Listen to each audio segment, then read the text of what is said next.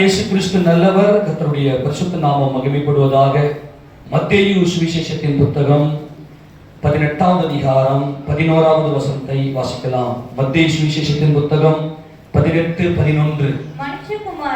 மனுஷகுமாரன் கெட்டு போனதை ரட்சிக்க வந்தார். தேவன் நம்மோடு பேசும்போது, அந்த வார்த்தைகள் வரும்போது எல்லாம் கரங்களை உயர்த்தி ஆமென் சொல்லி அந்த வாக்குத்தத்தங்களை நாம் அனுபவித்துக் கொள்ள வேண்டும். ஆமென் சொல்லாமா? மறுபடியும் வாசி பார்க்கலாம். மனுஷகுமாரன் கெட்டு போனதை ரட்சிக்க வந்தார். கரங்களை உயர்த்தி ஆமென் சொல்லுங்களேன். ஏன் ஆமென் சொல்லணும்? கெட்டு போனதை என்ன பண்ணுவீங்க? நீங்க கேள்வியோட ஆரம்பிக்கிறேன். கெட்டு போனதை என்ன செய்வீங்க? உங்களை தான் நான் கேட்கிறேன். உங்க வீட்டுல நல்ல கமகமன்னு ஆசையா ஒரு பிரியாணி செய்றீங்க. அந்த பிரியாணி கெட்டு போயிருச்சு, என்ன பண்ணுவீங்க? கொட்டிடுவீங்க. குப்பையில கொட்டிடுவீங்க இல்லையா? எங்க போய் அதை யூஸ் பண்ணவே முடியாது. கெட்டு போனது எல்லாம் கொட்டுவதற்கு தான் பயன்படும். கெட்டு போனது எல்லாம் வீண். அது வீண். கெட்டு போனது என்றால் வீண். அது எதுவுமே எங்க போடணும்? குப்பையில போடணும். சரி, ஒரு நாள் உன்னை எடுத்துட்டு எங்க போட போறாங்க? நீங்க இது புரிஞ்சீங்கன்னா தான் நீங்க சத்தியம் நல்லா உங்களுக்கு புரியும்.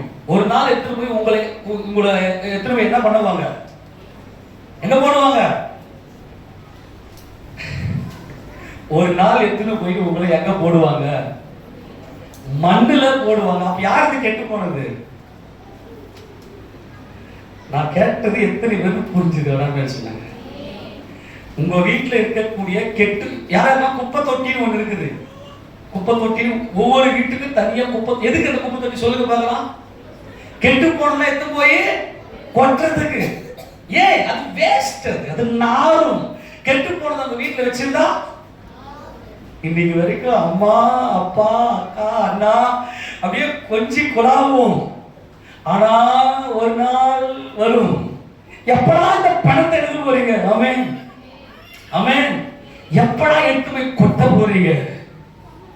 அல்லேலூயா. ஆமென் சொல்லாமா? யாராயிரம் ரீசைக்கிள் பண்ண முடியுமா? நம்ம மொபைல்ல ரீசைக்கிள் பின் இருக்கும் இல்லையா? ரீசைக்கிள் பின் இருக்கும் மொபைல்ல. அந்த சாஃப்ட்வேர் மூலமா கெட்டு போனதெல்லாம் மறுபடியும், அழிஞ்சு போனதெல்லாம் மறுபடியும் நம்ம ரிட்டர்ன் எடுத்துக்கலாம். அது ஜஸ்ட் ஒரு சாஃப்ட்வேர் மட்டும்தான். இப்போ மனுஷன் கூட என்ன பண்றாங்க? இப்ப நிறைய டெக்னாலஜி டெவலப்மெண்ட்ல ரீசைக்கிள் பண்ணுவாங்க. கெட்டு போனதெல்லாம் ரீசைக்கிள் பண்ணுவாங்க. ஆனா சேமா பண்ண மாட்டாங்க. வேறொரு பாத்திரமா தான் அதை ரீசைக்கிள் பண்ணுவாங்க. நான் சொல்றது புரியுதா? உதாரணத்துக்கு குப்பையில இந்த பிளாஸ்டிக் பொருள் பாட்டில் எல்லாம் பொறுக்கி எடுத்துன்னு போயிட்டு அதே பாத்திரமா பண்ண மாட்டாங்க, வேறொன்னு பண்ணுவாங்க. நான் சொல்றது புரியுதா? எந்த மனுஷனாலும் ரீசைக்கிள் பண்ண முடியாது. உன்னை நீயாக வாழ வைக்க முடியாது. ஆனா இயேசு ராஜாவால் மட்டும்தான் உன்னையும் என்னையும் ரீசைக்கிள் பண்ண முடியும். கெட்டு போன உன் வாழ்க்கையை ரட்சிக்க வந்தவர் என் ஆண்டவராகிய இயேசு கிறிஸ்துவே. அல்லேலூயா. ஆமென் சொல்லாமா? கெட்டு போன உன் வாழ்க்கை நாரும். கெட்டு போச்சு எப்படி கண்டுபிடிக்கலாம்? கெட்டு போச்சு எப்படி கண்டுபிடிக்கலாம்? நாரும். எல்லாமே துரு பிடிச்சது ஒரு ஸ்மெல் வரும் இல்லையா? துரு ஸ்மெல் வரும் இல்லையா? இரும்பு பொருள் கெட்டு போச்சு, பிளாஸ்டிக் பொருள் கெட்டு போன ஒரு ஸ்மெல் வரும். வாசனை, நல்ல வாசனை. ஐயோ நாற்றம் அடிக்குது. ஆக்சுவலா நாற்றம் என்பது வாசனை என்ற அர்த்தம். துர்நாற்றம் தான் கெட்ட வாசனை அர்த்தம். நம்ம என்ன பண்ணுவோம்? எல்லாத்துக்கும் ஒரே வேர்ட் யூஸ் பண்ணுவோம். நல்லா கவனிங்க. நம்முடைய ஆண்டவர் எல்லாவற்றையும் வாசனையாய், எல்லாவற்றையும் மகிமையாய் படைத்தார். ஆனால் எப்போ கெட்டு போனது? எந்த இடத்துல கெட்டு போச்சு? மனுஷன் எங்கே கெட்டு போனான்? ஏன் மனுஷன் இன்னைக்கு கெட்டு போனான் என்பதை நாம் புரிந்து கொண்டால்தான் நம் ஆண்டவர் எப்படி நம்மை ரட்சிக்கிறார், கெட்டு போனதிலிருந்து நம்ம எப்படி ரட்சிக்கிறார் என்பதை நாம் புரிந்து கொள்ள முடியும். அல்லேலூயா சொல்லுவோமா? ஆமென். அல்லேலூயா. இப்போ நீங்க நல்லா மைண்ட்ல வச்சுக்கங்க. நம்ம வீட்டுல காலையில எழுந்து பெருக்கி, இதுக்காக கொஞ்சம் பதில் சொல்லுங்க. காலையில எத்தனை பேர் கிட்ட பெருக்குனீங்க? அப்பா பெருக்கி என்ன பண்ணீங்க? எடுத்து எங்க கொட்டினீங்க? குப்பையில கொட்டினீங்க. ஏன் கொட்டினீங்க? அது கெட்டு போச்சு. அது ஸ்மெல்லு. அந்த ஸ்மெல்லே பார்த்தீங்கன்னா, அந்த வாசனை பார்த்தீங்கன்னா மரண வாசனை, மரண வாசனை. ஆனால் யாருக்குள்ள இயேசு கிறிஸ்து வருகிறாரோ, யாருக்குள்ள இயேசு கிறிஸ்துவுடைய மகிமையின் பிரசன்னம் உள்ளே நிலை கொண்டிருக்கிறதோ அப்படியே ரீசைக்கிள் ஆகும், அப்படியே ரட்சிக்கப்படும், அப்படியே ஜீவ வாசனை நம்முடைய இருதயத்துக்குள்ள, நம்முடைய வாழ்க்கையில ஒரு மகிமை பொங்கும். நம்ம நல்லா இருக்கிற வரைக்கும், நல்லா கவனிங்க, நம்ம நல்லா இருக்கிற வரைக்கும் நம்முடைய வாசனை, நமக்குள்ள ஜீவன், நமக்குள்ள பலம் இருந்துச்சுன்னா நமக்குள்ள ஒரு நல்ல வாசனை போகும். எல்லாரும் நம்ம கூட வாசனையா பேசுவாங்க. ஆமெனா? ஏ ரொம்ப நல்லவையா, நல்லா படிச்சிருக்கையா, நல்லா வேலை செய்யறையா, நல்லா நல்லா இருக்கிறையா, அப்படியே வாசனை நமக்கு எல்லாருக்கும் அப்படியே ஸ்ப்ரெட் ஆகும். நம்மளை பார்த்து அப்படியே பரவாயில்லப்பா அப்படின்னு பார்த்துட்டு போவாங்க. ஆனா நமக்கு உள்ள இருக்கக்கூடிய அந்த கெடுதல், அந்த டைமிங், அந்த டைமிங் எக்ஸ்பயர் ஆனதும் நம்மளை பார்த்து நமக்கு உள்ள இருக்க ஒரு மரண வாசனை வீசும்.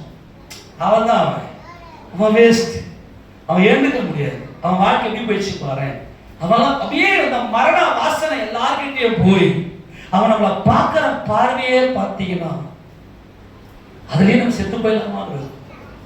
நான் அன்பாய் சொல்லுகிறேன், ஒரு காலத்துல நம்ம நல்லதா இருந்த மாதிரி இருக்கும். ஆனா ஒரு ஸ்டேஜ் வந்ததும் நம்முடைய வாழ்க்கை எக்ஸ்பயர் ஆனது, நம்ம கிட்ட இருந்து மரண வாசனை வெளியே வருகிறது. நம்ம வீட்டுல இருக்கிறவங்களுக்கு இந்த ஸ்மெல்லு போகுது. அவங்க நம்மளை தூஷணமா பார்க்கறாங்க, நம்ம கூட அன்பா பேசுறதுக்கு ஆள் இல்லை, நம்ம எல்லாம் வெறுத்து ஒதுக்குறாங்க. காரணம் ஈஸியா கண்டுபிடிச்சிடலாம், ஆண்டவரே நான் கெட்டு போயிருக்கிறேன். அவனா உண்மைதானே? உண்மைதானே? கெட்டு போன ஒரு பொருள் எப்படி வர அந்த வாசனை?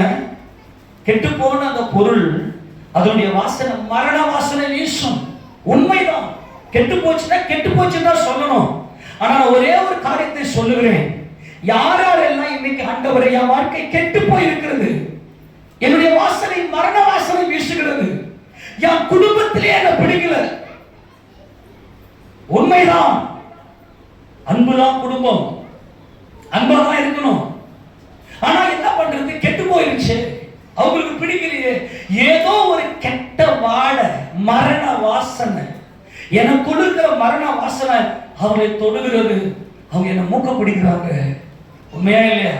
என் கூட யாரும் அன்பா பேச மாட்டேங்கிறாங்க, என்னை வெறுத்து ஒதுக்குறாங்க.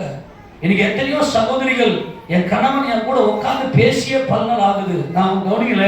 வெளியில நீங்க பாத்தீங்கன்னா ஏகப்பட்ட பிரச்சனை நடக்கும். வெளியில வேலை செய்யற இடத்துலயோ அல்லது ஊர்லயோ மற்ற இடத்துலயோ எல்லாத்தையும் சமாளிச்சு வந்துருவோம் நாம. ஆனா நம்ம குடும்பத்துல தான் நம்முடைய சுபாவங்கள்லாம் வெளிப்படும். உண்மையா இல்லையா?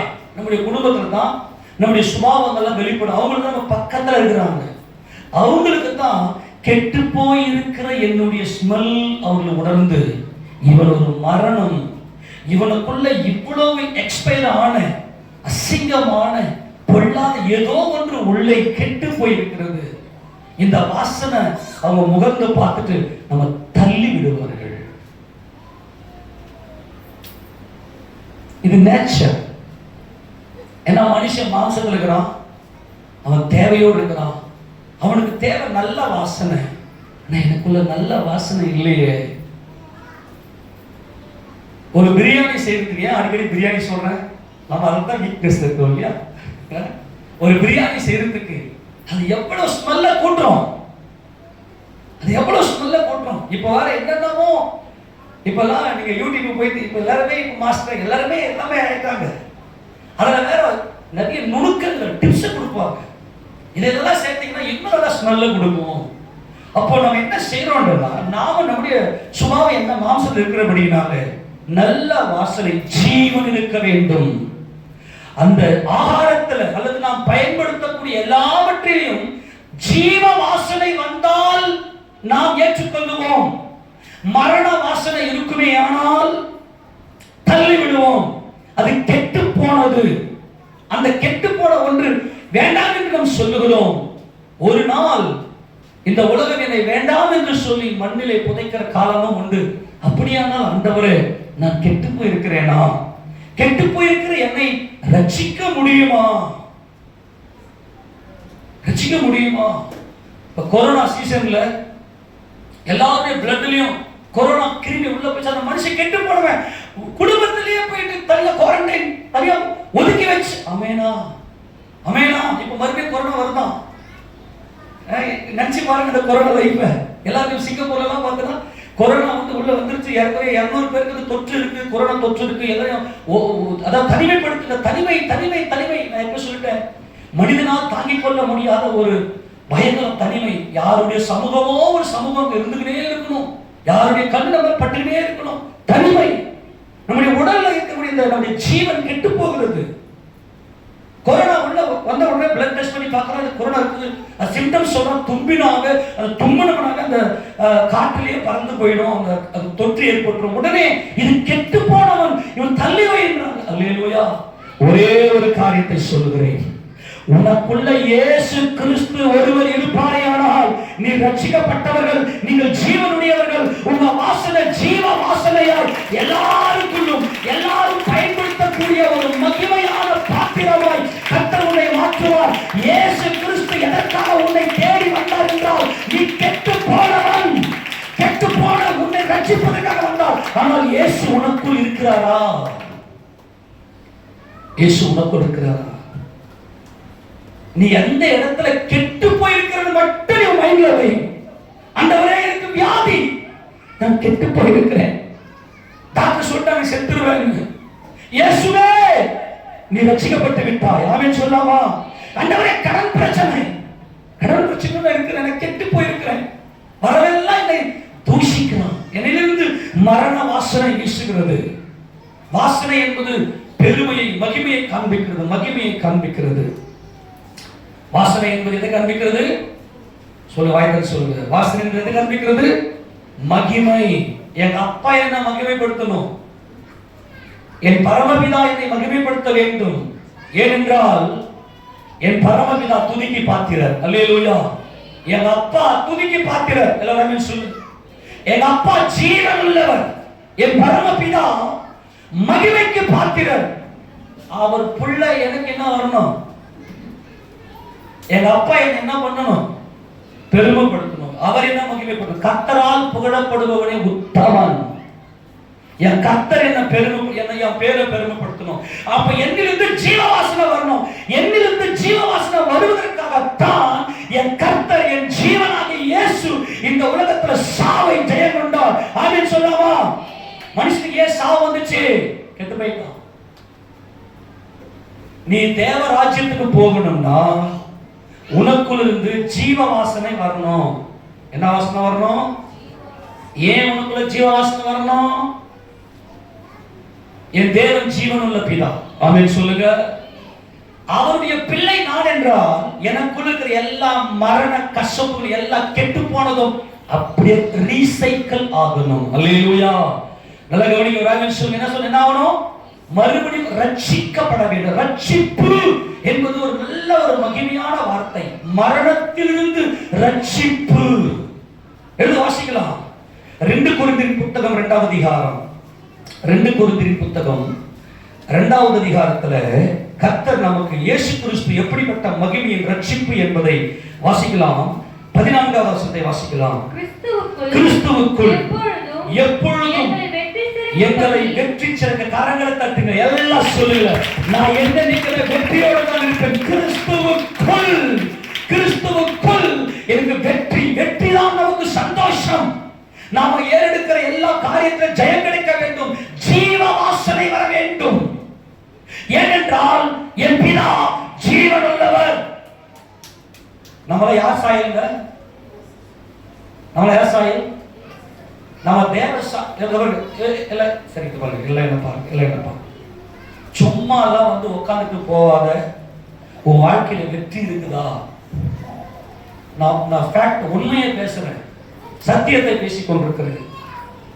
கிறிஸ்து இயேசுவுக்குள் மனுஷகுமாரனாகிய தேவகுமாரனாகிய இயேசு கிறிஸ்து எதற்காக இந்த உலகத்துக்கு வந்தார் என்றால், கெட்டு போன என்னை ரட்சிக்க வந்தார்.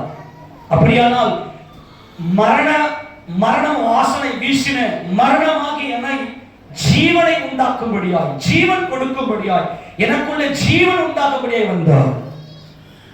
என் பரமபிதா, என் தேவன் கிறிஸ்து இயேசுவுக்குள் எப்பொழுதும், எல்லாம் சொல்லுங்க, எல்லாம் எப்போ, எனி டைம், எவ்ரிவேர், எல்லா இடத்திலும் எல்லா நேரத்திலும் எங்களுக்கு வெற்றியை மட்டும், எப்பொழுதும் வெற்றி உனக்கு. ஆமென்.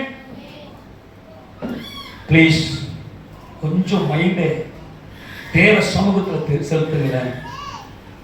இப்போ நான் எங்க சொல்லிட்டேன், கெட்டு போனதெல்லாம் எங்கத்து போடுவோம், குப்பையில போடுவோம். ஒரு நாள் உன்னையே எடுத்துன்னு மண்ணில் போட போறாங்க உண்மை. ஆனா நான் என்ன சொல்றேன்னா, மண்ணில் ஒண்ணா போட மாட்டாங்கன்னு சொல்றேன். அல்லேலூயா. நீ மண்ணுக்கு போக மாட்டேன்னு சொல்றேன். ஏன்? நீ கெட்டு போகல. கெட்டு போன ரட்சிக்க தான் இயேசு வந்தார். இயேசு எனக்குள்ள இருக்கிறார். ஆமெனா. அப்படியானால் எப்பொழுதும் எப்பொழுது எனக்கு வெற்றி. என் தேவன் ஜீவன் உள்ளவர் என்றால் அவருடைய பிள்ளை நான் எப்படிப்பட்டவனா இருக்கணும்? ஜீவன் உள்ளவனா இருக்கணும். கெட்டு போனா அந்த வாட, அந்த மரண வாசனை வரும். அது எனக்குள்ள கிடையாது. எனக்குள்ள இயேசு இருக்கிறார். அல்லேலூயா. யார் யாருக்குள்ள இயேசு இருக்கிறாரோ அந்த வாழ்க்கை அப்படியே ரட்சிக்கப்படும், அப்படியே மீட்கப்படும். அது வெற்றியை ருசிக்கும். என்ன கவனிங்க, கிறிஸ்துவுக்குள் எப்பொழுதும் எங்களை வெற்றி சிறக்க பண்ணி எல்லா இடத்திலையும். ஆமென் சொல்லுங்க பார்க்கலாம். நீ வீட்டுல இருந்தாலும் சரி, அதான் சொல்லிட்டேன், வீட்டுக்குள்ளேயே மரண வாசனை வீசுது. ஆண்டவரே, ஒரே ஒரு காரியத்தை நீங்க பண்ணணும். அவங்க மூக்க பிடிக்கிறாங்க, அதாவது எனக்கு திட்டுறாங்க, என்ன அவங்களுக்கு பிடிக்கல, என்ன அவங்களுக்கு பிடிக்கல மட்டும் தெரியுது. அப்படின்னா ஏதோ ஒரு மரண வாசனை. நீ மட்டும் ஒத்துக்குவியா? நீ மட்டும் வந்து கெட்டு போன ஒண்ணு போய் நல்லா முகர்ந்து பார்த்துன்னு உட்காந்துருப்பியா? கெட்டு போயிருச்சு சொன்ன உடனே நீங்க அகற்றல. நான் என்ன கேள்வி, மத்தவங்க குறை சொல்லாதீங்க. ஆண்டவரே, ஏதோ ஒண்ணு எனக்குள்ள இருந்து கெட்டு போன ஒண்ணு, மரணம் என்னிலிருந்து வெளியே போகுது, அவங்க நான் மூக்க பிடிக்கிறாங்க. ஆண்டவரே, நான் இந்த இடத்துல நான் கெட்டு போயிருக்கிறேன் ஏசப்பா, அதை மட்டும் நீங்க சொல்லுங்க. வேற ஒண்ணுமே வேணும். ஏசப்பா, நான் இந்த இடத்துல கெட்டு போயிருக்கிறேன், கெட்டு போன என்னை ரட்சிக்கதான் நீர் வந்தீர். எல்லா இடங்களிலும் எப்பொழுதும் டைம். நமது ஆதியிலே தேவன் வானத்தையும் பூமியும், ஆதி டைம், வானம் ஸ்பேஸ், பூமி மாஸ், ஒரு பருப்பொருள். இது மூன்றும் கலந்துதான் மனிதனுடைய வாழ்க்கை. நம்முடைய வாழ்க்கையை தேவன் இந்த மூன்றுக்கு அடக்கியிருக்கிறார். எப்போதும் டைம், எல்லா இடங்களிலும். ஆமென் சொல்லுங்க பார்க்கலாம். எல்லா இடங்களிலும். ஆமெனா. எங்களை கொண்டு அவரை அறிகிற அறிவின் வாசனை. அல்லேலூயா. ஒவ்வொன்றுக்கும் ஒவ்வொரு. மல்லிகை பூவுக்கு எவ்வளவு நேரம் வாசம்? மல்லிகை பூ நல்ல கமகமகம வாசனை வரும் இல்லையா? மல்லிகை பூ நிறைய பேருக்கு பிடிக்கும், எல்லாருக்கும் சொல்லல, நிறைய பேருக்கு. அது எவ்வளவு நேரம்? அது வெயில்ல வாடுகிற வரைக்கும். ஒரு நாள் அந்த வாசனையா போயிடும். ஆனா இயேசு உள்ள போனார்னா அது நிலைத்திருக்கும். ஆமெனா. யார் வாழ்க்கையும் கொஞ்ச நாள் தான் ஆண்டவரே. ஆமென். அவரை அறிகிற அறிவின் வாசனை. இயேசுவே ஜீவன், இயேசுவே தேவன், இயேசுவே ரட்சகர். இயேசு வந்த அந்த விடுதலை, இயேசு வந்த அந்த ஜீவ வாசனை. அல்லேலூயா. இயேசு உனக்குள்ள வந்துட்டார்னா உன்னை எல்லாருக்கும் பிடிக்கும். ஆமெனா. இயேசு கிறிஸ்து நீ பண்ண வேண்டிய ஒரே ஒரு காரியம், ஆண்டவரே என்ன அவங்க பிடிக்கலன்னு தள்ளுறாங்க, ஏதோ ஒரு காரியம் என்னிலிருந்து மரண வாசனை வருது, அந்த இடத்த நீ கண்டுபிடி. அவ்வளவுதான் உங்க வேலை. என்ன வேலை? அந்த இடத்த மட்டும் கண்டுபிடி. அதை கண்டுபிடிச்சு அப்படியே அவர் சமூகத்துல வா. அவருடைய பிரசன்னம், நம்முடைய மகிமையை உணரு. அந்த ஜீவ வாசனை உனக்குள்ளிருந்து அப்படியே ஸ்ப்ரெட் ஆகி எல்லாரையும் இன்பமாய் சந்தோஷமாய் கலிகூற செய்யும். அல்லேலூயா. ஆமெனா. ஆமென். மறுபடியும் வாசி 14. கிறிஸ்துவுக்குள் எப்பொழுதும் சொல்லுங்க, நான் எப்போதும் சந்தோஷமா இருப்பேன். ஆமென். எல்லா வாய்ப்பு நான் எப்போதும் வெற்றி சிறக்க பண்ணுவேன். அல்லேலூயா. எனக்கு எப்போதும் வெற்றி ரெடியா இருக்குது இயேசுவின் நாமத்துல. கெட்டு போன எனக்காக தான் இயேசு வந்தார். எத்தனை வந்து சொல்ல முடியும்?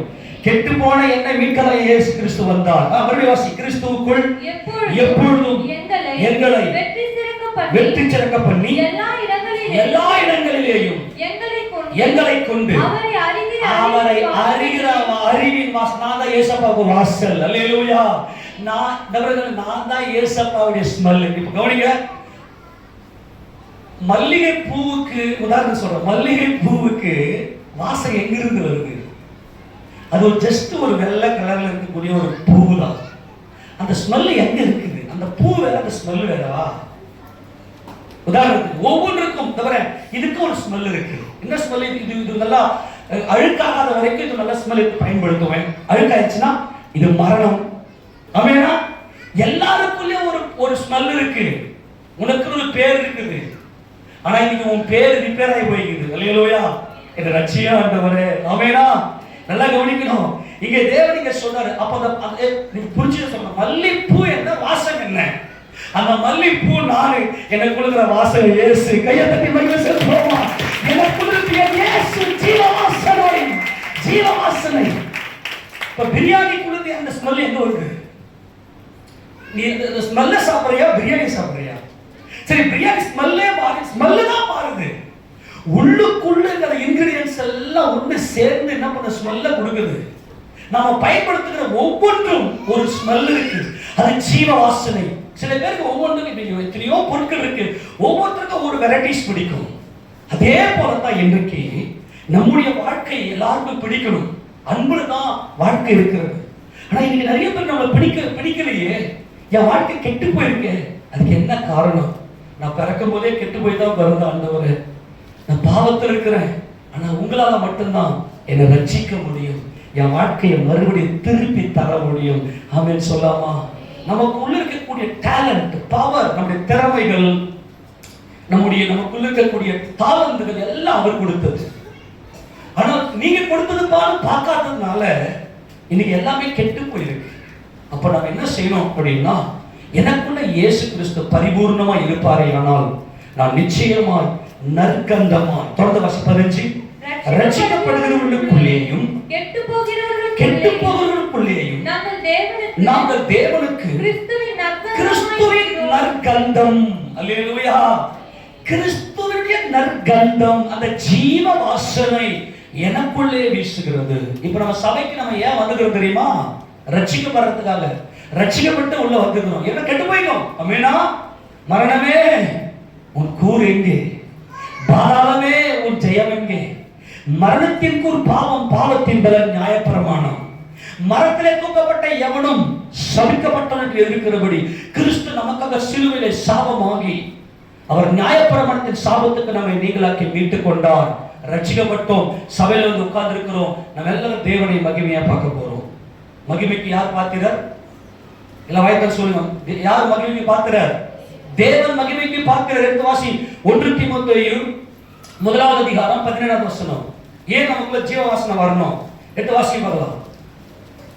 நித்தியமும் அழிவில்லாமையும் அதரிசனமுள்ள ராஜனுமாய் தாம் ஒருவரே ஞானமுள்ள தேவனுமாய் இருக்கிறவருக்கு கனமும் மகிமையும் சதா காலங்களில் உண்டாயிருப்பதாக. ஆமென் சொல்லுங்க பார்க்கலாம். யாருக்கு சதா காலமோ? தேவனுக்கு சதா காலமோ மகிமை வரணும். அல்லேலூயா. இன்னைக்கு நம்முடைய மனசுக்குள்ள ஏகப்பட்ட மரண வாசனை இருக்கிறது. நம்முடைய மனசுக்குள்ள, நம்முடைய இருதயத்துல, நம்முடைய மனதுல நாம் கெட்டு போனோம். நம்முடைய மனசுக்குள்ள பயம், நம்பிக்கை இழப்பு, சிற்றின்பம், அழிந்து போகிற பொருள்கள், இவைகளின் மேல் நம்முடைய மனது செலுத்தி நம்ம எல்லாம் நமக்குள்ள மரண வாசனை வீசுகிறது. ஆனால் ஜீவ வாசனை நமக்குள்ளே வந்தால் மட்டும்தான் நாம் தேவனை தரிசிக்க முடியும். ஏனென்றால் அவரால் தீமையை பார்க்க முடியாது.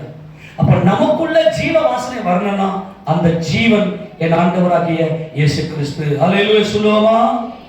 அப்போ அவர் என்ன செய்யணும்னா, எனக்குள்ள இருக்கக்கூடிய எல்லா மரணத்தையும், எல்லா கெட்டு போனதையும் அவர் நிர்மூலமாக்கி அந்த கெட்டு போனதிலிருந்து ஜெயம் எடுக்க வேண்டுமே ஆனால் அவர் எனக்காக மரிக்கணும். அல்லேலூயா. கெட்டு போயிருக்கிற உலகத்துல கெட்டு போயிருக்கிற அத்தனையும் இயேசு ராஜா நாமத்துல உயிரடையும். அதற்காகத்தான் தேவன் தம்முடைய ஒரே பேரான குமாரனை இந்த உலகத்திற்கு அனுப்பினார். அந்த வசனத்தை வாசிக்கலாம். யோவான் சுவிசேஷ புத்தகம் 3வது அதிகாரம், யோவான் சுவிசேஷ புத்தகம் 3வது அதிகாரம் 15 வாசிக்க பார்க்கலாம். 15 பார்க்க வாசிங்க. தன்னை விசுவாசிக்கிறவன் எவனோ அவன் கெட்டு போகாமல் நித்திய ஜீவனை அடையும்படிக்கு உயர்த்தப்பட வேண்டும். அல்லேலூயா.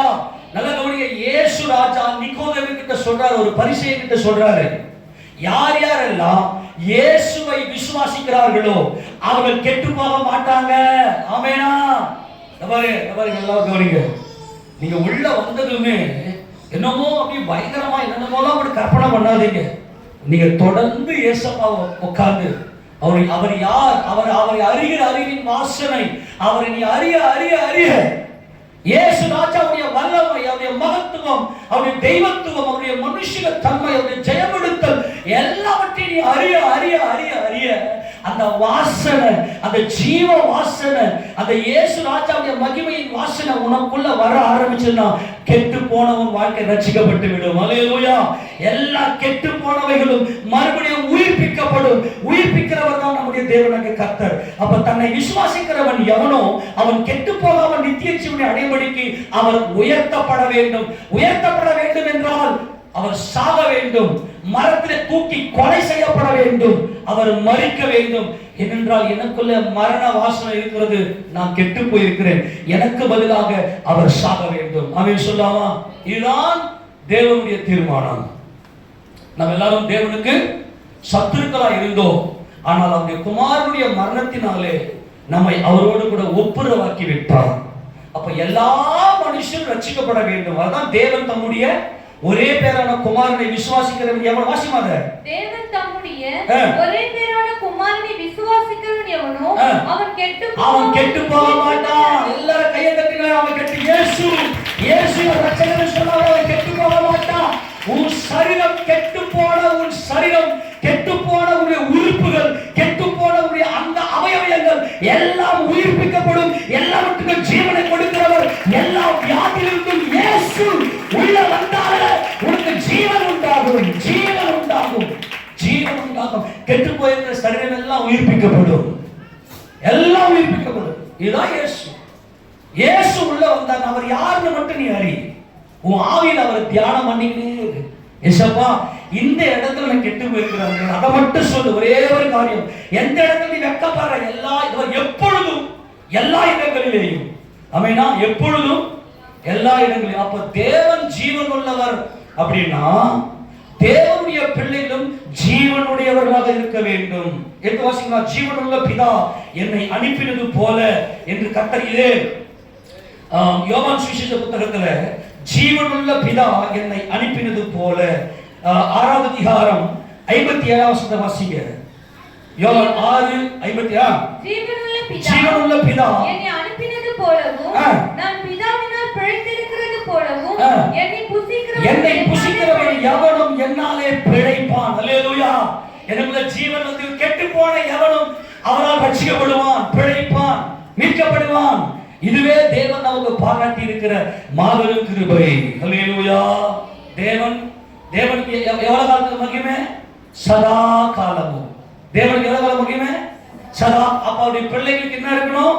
சதா காலமும் நமக்கு தேவனால் உயர்த்தப்பட்டிருக்க வேண்டும். நம்முடைய மனதுக்குள்ள அந்த கெடுதல், அந்த மரண வாசனை, நான் கெட்டு போயிட்டேன், நான் இப்படிப்பட்ட பாவம் செஞ்சுட்டேன். சில பேர் பார்த்தீங்கன்னா பாவத்தை அறிக்கை பண்ணவே மாட்டாங்க, வெட்கப்படுவாங்க. நீங்க வந்து ஏசப்பா சமூகத்துல வந்துட்ட பிற்பாடு உங்க பாவங்கள் எல்லாம் அப்படியே அறிக்கை செய்யுங்க. அந்த மரணம் எல்லாம் வெளியே போயிடும். தன் பாவங்களை மறைக்கிறவன் வாழ்வடைய மாட்டான், அவைகளை அறிக்கை செய்து விட்டு விடுகிறவனோ இரக்கம் பெறுவான். அறிக்கை செய்யுங்க, அந்த பாவத்தை விட்டுருங்க. கர்த்தருடைய தேவனுடைய இரக்கத்தை உங்க மேல பெற்றுக்கொள்ளுங்க. அப்ப தேவன் ஜீவன் உள்ளவர் அப்படின்னா நான் அவருடைய பிள்ளையா இருக்கணும்னா எனக்கு என்ன இருக்கணும்? ஜீவன் இருக்கணும். எனக்கு என்ன வரக்கூடாது? மரணம் வரக்கூடாது. ஆமென் சொல்லுங்க. என்ன வரக்கூடாது? மரணம் நிறைவேற்றுங்க. வேதனை, நீ மரணத்தில் இருக்கிற என்பதுக்கான ஒரு அறிவு என்ன? வேதனை, வலி, துன்பம், சிற்றின்பம், சிற்றின்பம் அழிச்சு போற பொருள்கள், ஒரே மோகம், இவைகள் எல்லாம் நீ மரணத்தில் இருக்கிற என்பதற்கான அடையாளங்கள். நம்ம நல்லா இருக்கும்போது நமக்கு உள்ளிருந்து நல்ல ஜீவ வாசனையா போச்சு. ஜீவவாசனை போன மாதிரி இருந்துச்சு, அது ஜீவவாசனை கிடையாது. இயேசு கிறிஸ்துவை ஏற்றுக்கொள்ளாம நீ நிறைய பேர் நல்லா இருக்கிறானே, அது ஜீவவாசனை அல்ல. தேவனுடைய பொதுவான கிருபை, தேவனுடைய பொதுவான கிருபை எல்லாருமே இருக்குது. அவன் எல்லாம் மண்ணுக்கு போயிடுவான். ஆனால் உண்மையிலே இயேசு கிறிஸ்துவை தன் சொந்த ரட்சகராக ஏற்றுக்கொண்டு அவருடைய சமூகத்தில் வந்திருக்கிற நாம் தான் உண்மையான ஜீவனை பெற்றவர்கள். நாம் ஒருபோதும் கெட்டு போக மாட்டோம். நம்ம எல்லாரும் மகிமை அடைய போகிறோம். நல்லா கவனிக்கணும். இயேசு கிறிஸ்து இந்த பூமியில வந்து வாழ்ந்த போது இவர் ஜீவனுள்ள பிதாவாகிய தேவனுடைய குமாரன், இவரை விசுவாசிக்கிற, இவரை அறிகிற, இவரை யார் என்று உணர்கிற அந்த உணர்வு மட்டும்தான் எனக்கு ஜீவனை கொடுக்கும் என்கின்ற ரகசியத்தை தேவன் யூதர்களுக்கு கொடுத்திருந்தார். அவங்க கையில பைபிள் இருந்துச்சு. இந்த வார்த்தையானவர், இந்த வேதத்தில் சொல்லப்பட்டிருக்கிறவர் வருவார். இதுதான் யூதர்களுக்கு கொடுக்கப்பட்ட தீர்க்க தரிசனம். இன்னைக்கு வரைக்கும் அவங்க ஆராய்ச்சி பண்ணிக்கிறாங்க. எங்க மேசியா யாரு, எங்க மேசியா யாருன்னு, எங்க ஜீவன் யாரு, எங்க ஜீவன் யாருன்னு. மேசியெல்லாம் வந்துட்டார், ஜீவனை கொடுத்துட்டாரு. ஆமேனா? அவருடைய நாமத்தின் மேல் விசுவாசம் உள்ளவரை அவரை ஏற்றுக்கொண்டது எத்தனை பேரோ அத்தனை பேரோ தேவனுடைய பிள்ளைகள் ஆகும்படிக்கு அவர்களுக்கு அவர் அதிகாரம் கொடுத்திருக்கிறார். அப்போ எல்லாருமே யூதர்கள் என்ன பண்ணிட்டாங்கன்னா, அதுலயும் யூதர்கள்ல நல்லா மதத்தை பின்பற்றக்கூடிய மத தலைவர்களாக இருந்தவர்கள் எல்லாம் இயேசு ராஜாவை ஏற்றுக்கொள்ள முடியவில்லை. ஏனென்றால் அவர்களுக்குள்ள அந்த ஒரு ஒரு கடின இருதயம், நியாயப்பிரமாண சுயநீதியினுடைய கடின இருதயம் அவர்களுக்குள்ள இருந்தபடினால் அவங்க கெட்டு போனார்கள். ஒரு ஸ்டேஜில் யார் யாரெல்லாம் கெட்டு போய் சமுதாயத்தில் ஒதுக்கப்பட்டு, குஷ்டரோகம், பிசாசு பிடி, வியாதி, நீங்க முடியாத வியாதி, வாழ்க்கை மாறாத ஒரு கொடுமையான ஸ்டேஜில் அப்படி ஒதுக்கப்பட்டவர்கள் எல்லாம் என்ன செய்தார்கள் என்றால், இவர்தான் எங்களுடைய ஜீவ வாசனை, இவரால் மட்டுமே, இயேசு கிறிஸ்துவால மட்டுமே எனக்கு ஜீவனை கொடுக்க முடியும் சொல்லி எல்லாரும் அவரை பின்பற்ற ஆரம்பித்தார்கள். உலகமே அவர் பின்னாடி போயிடுச்சு. இந்த மத தலைவர்கள், பரிசேயர்கள், ஆலோசனை சங்கத்தில் இருக்கக்கூடியவர்கள், நாங்கெல்லாம் பெரிய மத தலைவர்கள் சொல்லிக் கொள்ளக்கூடியவர்கள் எல்லாம் அவரை வெறுத்து தள்ளினார்கள். குறிப்பா தேவன் வேதத்தை எழுதி ஆசாரியர்கள் கையில கொடுத்தார். ஆசாரியருடைய உதடுகள் அறிவை காக்க வேண்டும். கிறிஸ்துவை பற்றின அறிவு, ஒன்றான மெய்தேவனாகிய உம்மையும் நீர் அனுப்பினதாக இயேசு கிறிஸ்து அறிவதே நித்திய ஜீவன். அவரை அறிகிற அறிவின் வாசனை. அந்த அறிவின் வாசனை யார் கையில் இருந்துச்சு அப்படின்னா ஆசாரியர்கள் கையில் இருந்துச்சு. வேதத்தை தேவன் அவரை கொடுத்துட்டு இந்த வாசனை ஜீவ வாசனையாகிய இயேசு கிறிஸ்து பூமிக்கு வருவார் அப்படின்னு கொடுத்தா அவங்களால கண்டுபிடிக்கவே முடியல. இயேசு ராஜாவை ஏற்றுக்க முடியல. ஆனால் உண்மையிலே யார் யாரெல்லாம் சமுதாயத்தில் ஒதுக்கப்பட்ட, அவங்க தங்களை தாங்களே வாசனை சென்ட் அடிச்சுங்க, அவங்களோட ஆர்டிபிஷியல் இன்சென்ஸ் உள்ள கொடுத்துருந்தாங்க ஸ்மெல்ல. இவங்க சென்ட் அடிச்சுக்கலாம். சில பேர் பார்த்தீங்கன்னா சென்ட்லயே சுற்றுவாங்க. சில பேர் பார்த்தீங்களா, நான் தப்புன்னு சொல்ல வரல, புரிந்து கொள்ளுங்க. தங்களை தாங்களே வாசனை படி, அதான் சுயநீதிக்காக சொல்ல வர, தங்களை தாங்களே சென்ட் அடிச்சுதாங்க தேவனால் புகழப்படுபவனே உத்தமன். ஆமென் சொல்லாமா? டிஃபரெண்ட் புரிஞ்சுக்க. தன்னுடைய சுயபலத்தை நம்பி தன்னைத்தானே பெருமைப்படுத்தி வாழ்ந்து கொண்டிருக்கிற ஜனங்கள் தான் மரணத்தில் இருக்கிறாங்க. ஆனால் தேவனால் ஒரு மனிதன் உயர்த்தப்படுவானே ஆனால், தேவனால் ஒரு மனிதன் புகழப்படுவானே ஆனால் அவன் தான் உத்தமன். அந்த மனுஷனுக்குள்ள இயேசு இருக்க வேண்டும். அந்த மனுஷன் யார் இருக்கணும்?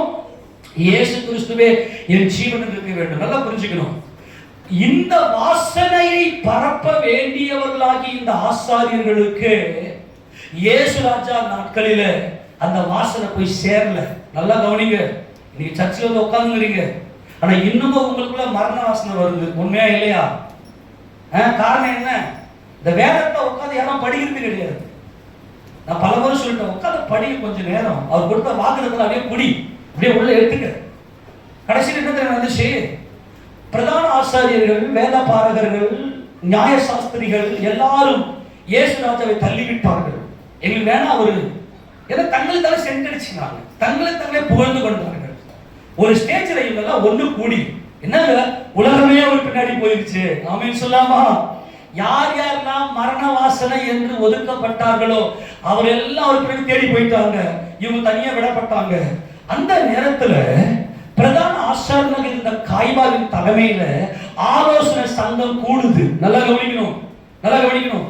வேதத்தை யார் கையில கொடுத்தாரு? ஆண்டவர் ஆசாரியர்கள் கையில கொடுத்தார். பரிசுத்தம் உள்ளதற்கும் பரிசுத்தம் அல்லாததற்கும், அதாவது ஜீவனுக்கும் மரணத்துக்கும் வித்தியாசத்தை உண்டு பண்ண வேண்டும். இதுவே ஆசாரியர்களுக்கு கொடுக்கப்பட்ட பெரிய கட்டளை. ஆமெனா?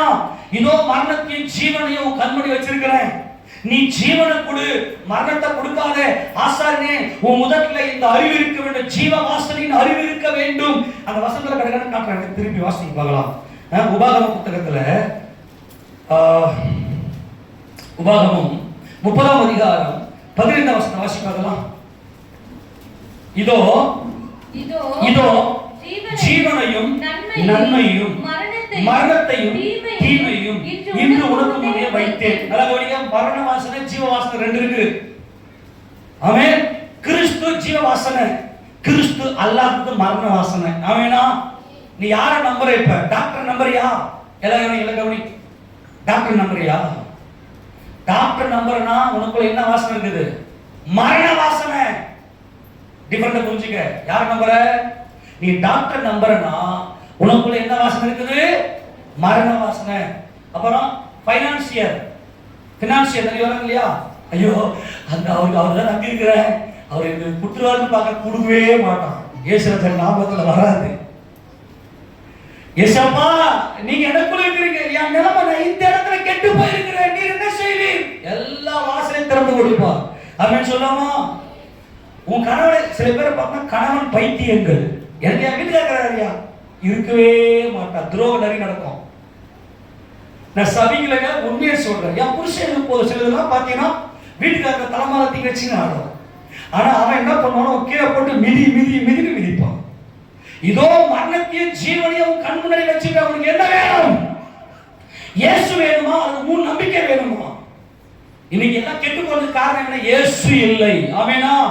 கெட்டு போனான் என்றால் இயேசு இல்லை. தேவன் தம்முடைய ஒரே பேரான குமாரனாகிய இயேசுவை உனக்காக அனுப்பி கெட்டு போன உன்னை மீட்டெடுத்து விட்டார். அப்ப நீ செய்ய வேண்டிய ஒரே ஒரு காரியம், மரணமா ஜீவனா? இயேசுவே என் ஜீவன். சில பேர் மனுஷன் நம்பி ஓடுவேன். எனக்கு வேலை குத்துருவான், எனக்கு அந்த ஓனர் வேலை குத்துருவாரு, அந்த சூப்பர்வைசர் வேலை வைப்பாரு. கண்டிப்பா வேலை நிலைக்காது. எனக்குள்ள இயேசு இருக்கிறார், எனக்கு ஜீவன் உண்டா இருக்கிறது. ஆமென் சொல்லாமா? அப்போ இந்த ஆசாருடைய உதடுகள் என்ன காக்கணும்? அறிவை காக்க வேண்டும். மல்கியா தீர்க்கதரிசியின் புத்தகம் 3வது அதிகாரத்துல இந்த ஆசாரிகளை குறித்து கர்த்தர் என்ன சொல்றார்? வாசிக்க பார்க்கலாம்.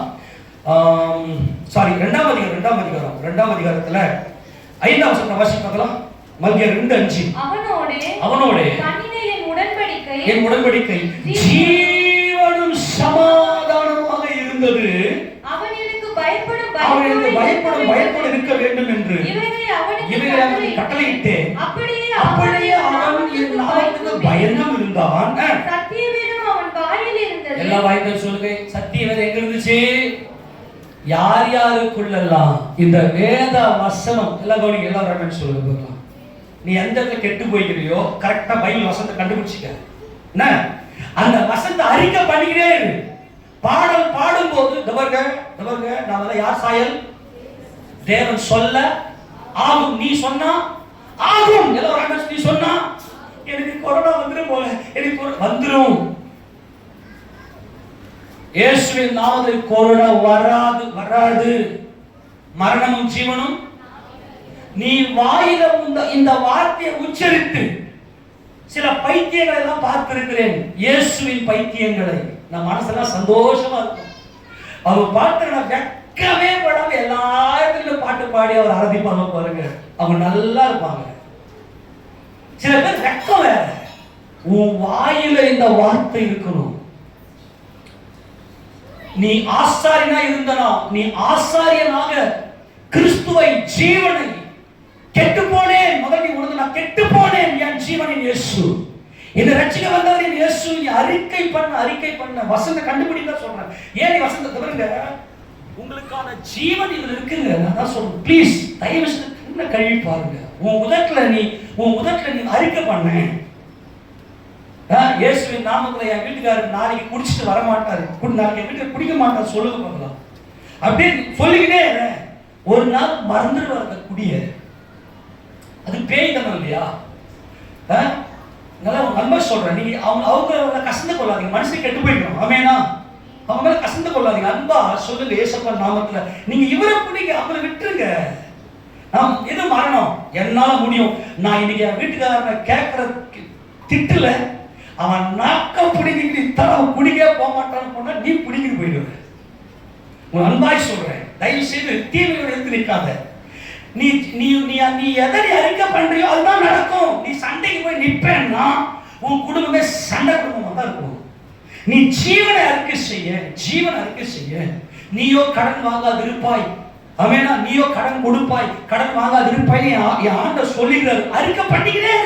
சத்துரு வரான், உனக்கு விரோதமா ஒரு வழியா வருவான், அவன் 7 வழியா ஓடி போயிடுவான். அறிக்கை பண்ணிக்கிற ஜீவனை அறிக்கை செய். எனக்கு வியாதி இருக்குது, இப்ப நான் பிளட் டெஸ்ட் பண்ண போறேன், வியாதி எனக்கு இருக்காதுன்னு சொல்லிட்டு போ. ஆமெனா? அல்லேலூயா. சில பேருக்கு அது என்னன்னு தெரியல, பாரு எனக்கு எவ்வளவு அது என்னமா தெரியல, கை வச்சு பாரு. சில பேருக்கு எனக்கு எவ்வளவு, அவங்களுக்கு 101 டிகிரி, ஐயோ எனக்கு 102 டிகிரி, அதுல என்னமோ ஒரு மாதிரி ஆயிடுறாங்க. நம்ம தெரியல இல்ல, அது ஒரு எப்படி சொல்றது, அது ஒரு உணர்வு. எனக்கு எல்லாரும் இப்ப 4 பேர் போயிட்டு இருப்போம், 4 பேர் ஆக்சிடென்ட் ஆயிடும், எனக்கு தான் அதிகமா நிப்பட்டு பாரு. அது என்னமோ அதை சொல்றதுக்கு கூட ஒரு பெரிய, அது தயவு செய்து விடுங்கப்பா. உன் முதல்ல அறிவு இருக்கட்டும். அறிவு கெட்ட தனம் இன்றோடு இயேசுவின் நாமத்துல ஒழிவதாக. ஆமெனா? நீங்க சொல்லுங்க, தேவன் நம்மளை ஏன் படைச்சா சொல்லுங்க பாருங்க. தேவன் நம்மளை ஏன் படைச்சாரு? நாம பேசத்த கேட்கறதுக்கு. தெரியுமா? தேவன் ஏன் படைச்சா சொல்லுங்க.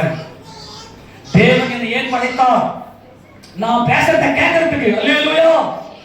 தேவன் ஏன் என்னை, நான் சொல்றது உண்மையில, ஜீவ சுவாசத்தை நாசியில ஊதினார், மனுஷன் ஜீவாத்மா எழுதுறான். அன்னைக்கு வாயக்காரனா அப்பா ஏசப்பா ஏசப்பான்னு கூப்பிட்டுட்டே இருந்தான். ஆனா அவன் கேப்ல கெட்டு போயிட்டான். அவன் தேவன் நம்மை படைத்த நோக்கமே ஜீவனை நம்முடைய வாய் உச்சரிக்க வேண்டும். கெட்டு போனதை பத்தி பேசாத, நான் இந்த கெட்டு போனேன்னு உணர்ந்துக்கிட்டு அங்க ஜீவனை இம்ப்ளிமெண்ட் பண்ணுங்க. ஜீவனை கொண்டு போய் செலுத்து, வசனத்தை கொண்டு போய் அப்படி ஸ்ட்ராங்கா உட்கார வை. உன் முதல்ல அறிவு கட்டும், அறிவு கட்டத்தன வேண்டாம். இதுவா இது உருப்படியே உருப்படாது. இன்னைக்கு நிறைய பிள்ளைங்க உருப்படாம போறது காரணம் யார் சொல்லுங்க? சத்தியமாய் வேத சத்தியத்தின்படி சொல்றையா, தாய் தகப்பன் என்ன சொல்றையோ அப்படி அந்த பிள்ளைங்க ஒரு பிள்ளைங்க தெரியுமா? 100% தாய் தகப்பன் பெற்றெடுத்த பிள்ளைங்க அதுங்க. அந்த பிள்ளைங்க வசனத்தை கொடுத்து இந்த உலகத்தை ஜெயிக்கிறதுக்கு அவங்ககிட்ட ட்ரெயினர் கொடுங்க. நான் அன்பாய் சொல்கிறேன், ஆசாரியனுடைய உதடுகள் அறிவை காக்க வேண்டும். சத்திய வேதம் வாசிக்கலாம். சத்திய வேதம் எது இருந்தது? அதுதான் தேவ சமூகம். ஆமெனா? உன் வாயில வசனம் உச்சரிக்கணும். பிள்ளைங்க வாயில வசனத்தை உச்சரிக்க வைங்க, அந்த பிள்ளைங்க பேசிடுவாங்க. வசனத்துக்கு முக்கியத்துவம் கொடுங்க. உங்க வீட்டுல வசனத்தை உச்சரிங்க, பாட்டை பாடி துதிங்க. நல்ல பாட்டை பாடிக்கிட்டே, நல்லா பாடிக்கிட்டே. எவ்வளவு பாட்டு தெரியுமா? வெட்கப்படாம பாடு. உன் முதல்ல இயேசு ராஜாவுடைய ஜீவன் உச்சரிக்கப்படட்டும். அப்படியே நடக்கும். சத்திய வேதம் அவன் வாயில் இருந்தது, அவனுடைய உதடுகளில் அநியாயம் காணப்படவில்லை. அவன் என்னோட சமாதானமும் யதார்த்தமும் சஞ்சரித்து அநேகரை அக்கிரமத்திலிருந்து திருப்பினான். ஆசாரிய உதடுகள் அறிவை காக்க வேண்டும். வேதத்தை அவன் வாயிலே தேடுவார்களே, அவன் சேனைகளுடைய கர்த்தரின் தூதன். யாரெல்லாம் வசனத்தை உச்சரிக்கிறியோ நீ ஏசப்பாவுடைய தூதன், நீ ஏசப்பாவுடைய வாசல். ஆமெனா? நான் இப்போ சொல்றேன், இயேசு கிறிஸ்து பூமிக்கு வந்து நோக்கம் என்ன? உன்னை தேவன்கிட்ட கொண்டு போய் சேர்க்கறதுக்கு. தேவன்கிட்ட கொண்டு போய் சேர்க்கணும். நீ தேவன்கிட்ட கொண்டு போய் சேர்க்கணும். நீ மகிமையா இருக்கணும், நீ பெருமையா இருக்கணும். அதாவது நான் சென்றெடுக்கிறது பெருமை, அவர் உன்னை பெருமைப்படுத்தணும். அதுதான் இப்ப நான் பேசுறது. நீ தேவனால் புகழப்பட்டாதான் நீ பரலோகம் போக முடியும். எழுதி வச்சுக்க. எல்லாம் உன் குடும்பத்திலேயே உன்னை வெறுக்கிறாங்கன்னா ஏன் வெறுக்கிறாங்க? அதை உன்னை நீ அனலைஸ் பண்ணு. எது அவளை பாதிக்குது? என் மனைவி எது பாதிக்குது? என் கணவனை எது பாதிக்குது? அப்ப எனக்குள்ள ஏதோ ஒரு கெட்டு போயிருக்கு. அந்த கெட்டு போய் இடத்துல இயேசுவை கொண்டு வந்து உள்ள வைப்பேன். அதை மட்டும் வை, அதை மட்டும் உள்ள வை. அவங்களே குறை சொல்லாத. நீ மட்டும் ஒரு துர்நாடத்தை பக்கத்துல உட்காந்து சாப்பிடுவியா? நான் அடிக்கடி சொல்லுவேன், என்ன உதாரணம்? Very good. செத்து போன நாய் புழு தள்ளி பயங்கர அருவருப்பது பக்கத்துல உட்காந்து சாப்பிடுவியா நீ? இன்னைக்கு நாம் அப்படிதான் இருக்கிறோம். ஏன் நம்மளை மற்றவங்களுக்கு பிடிக்கல? கெட்டு போயிருக்கிறேன் நான். ஆண்டவரே, நான் எந்த இடத்துல கெட்டு போயிருக்கிறோம் அந்த இடத்துல நீங்க வாங்கப்பா. அப்படியே அவர் உள்ள வைங்க. எந்த இடத்துல நீ வெட்கப்பட்டையோ அதே இடத்துல உன் வாசனை வீசும் பாருங்க. உனக்குள்ள இயேசு இருந்தாருன்னா உன் வாசனை எல்லாருக்கும் போகும். அவன் கூடுப்பா, அவங்க என் பக்கத்துல இருக்கட்டும், அவங்க என்னோட இருக்கட்டும், அவங்க ஒன்றுமே செய்ய என் பக்கத்துல இருக்கட்டும். உன்னை வச்சு உன்னை விடவே மாட்டாங்க. இயேசு மட்டும் உனக்குள் இருப்பாரேயானால், அவருடைய வேதம் உனக்குள் இருக்கவேயானால். ஆமென். இயேசு ராஜா இருந்த நாட்களிலே, நல்ல இயேசு நாட்களில் நாட்களிலே எல்லா மத தலைவர்களும் அவருடைய வாசனை வந்துச்சு, இவன் மூக்க பிடிச்சிக்கிறான். ஏன்னா செல்ஃப், அதாவது சென்ட் அடிச்சுக்கணும், தன்னைத்தானே புகழ்ந்து கொண்டிருந்தான். இதெல்லாம் ஏகப்பட்ட வசனம் இருக்கு. பவுல் நிறைய எழுதுவது விருப்பத்தில் தன்னைத்தானே புகழ்ந்துக்கணும்னா அவன் உத்தமன் கிடையாது, அவன் வேசி. அவன் கர்த்தரால் புகழப்படுபடி உத்தமன்.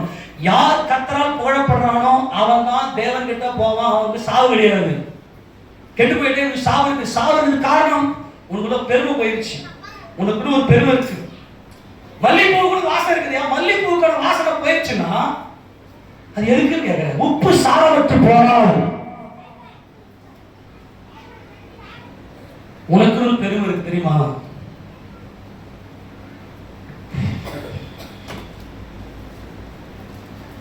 இன்னைக்கு ஒரு கண்ணீர் இந்த வார்த்தை கேட்டதும் கண்ணீர் கொட்டி இருக்கு தெரியுமா? உனக்கு ஒரு பெருமை. மல்லிகைப்பூ வாசனை போயிடுச்சு, நீ தொடுவியா?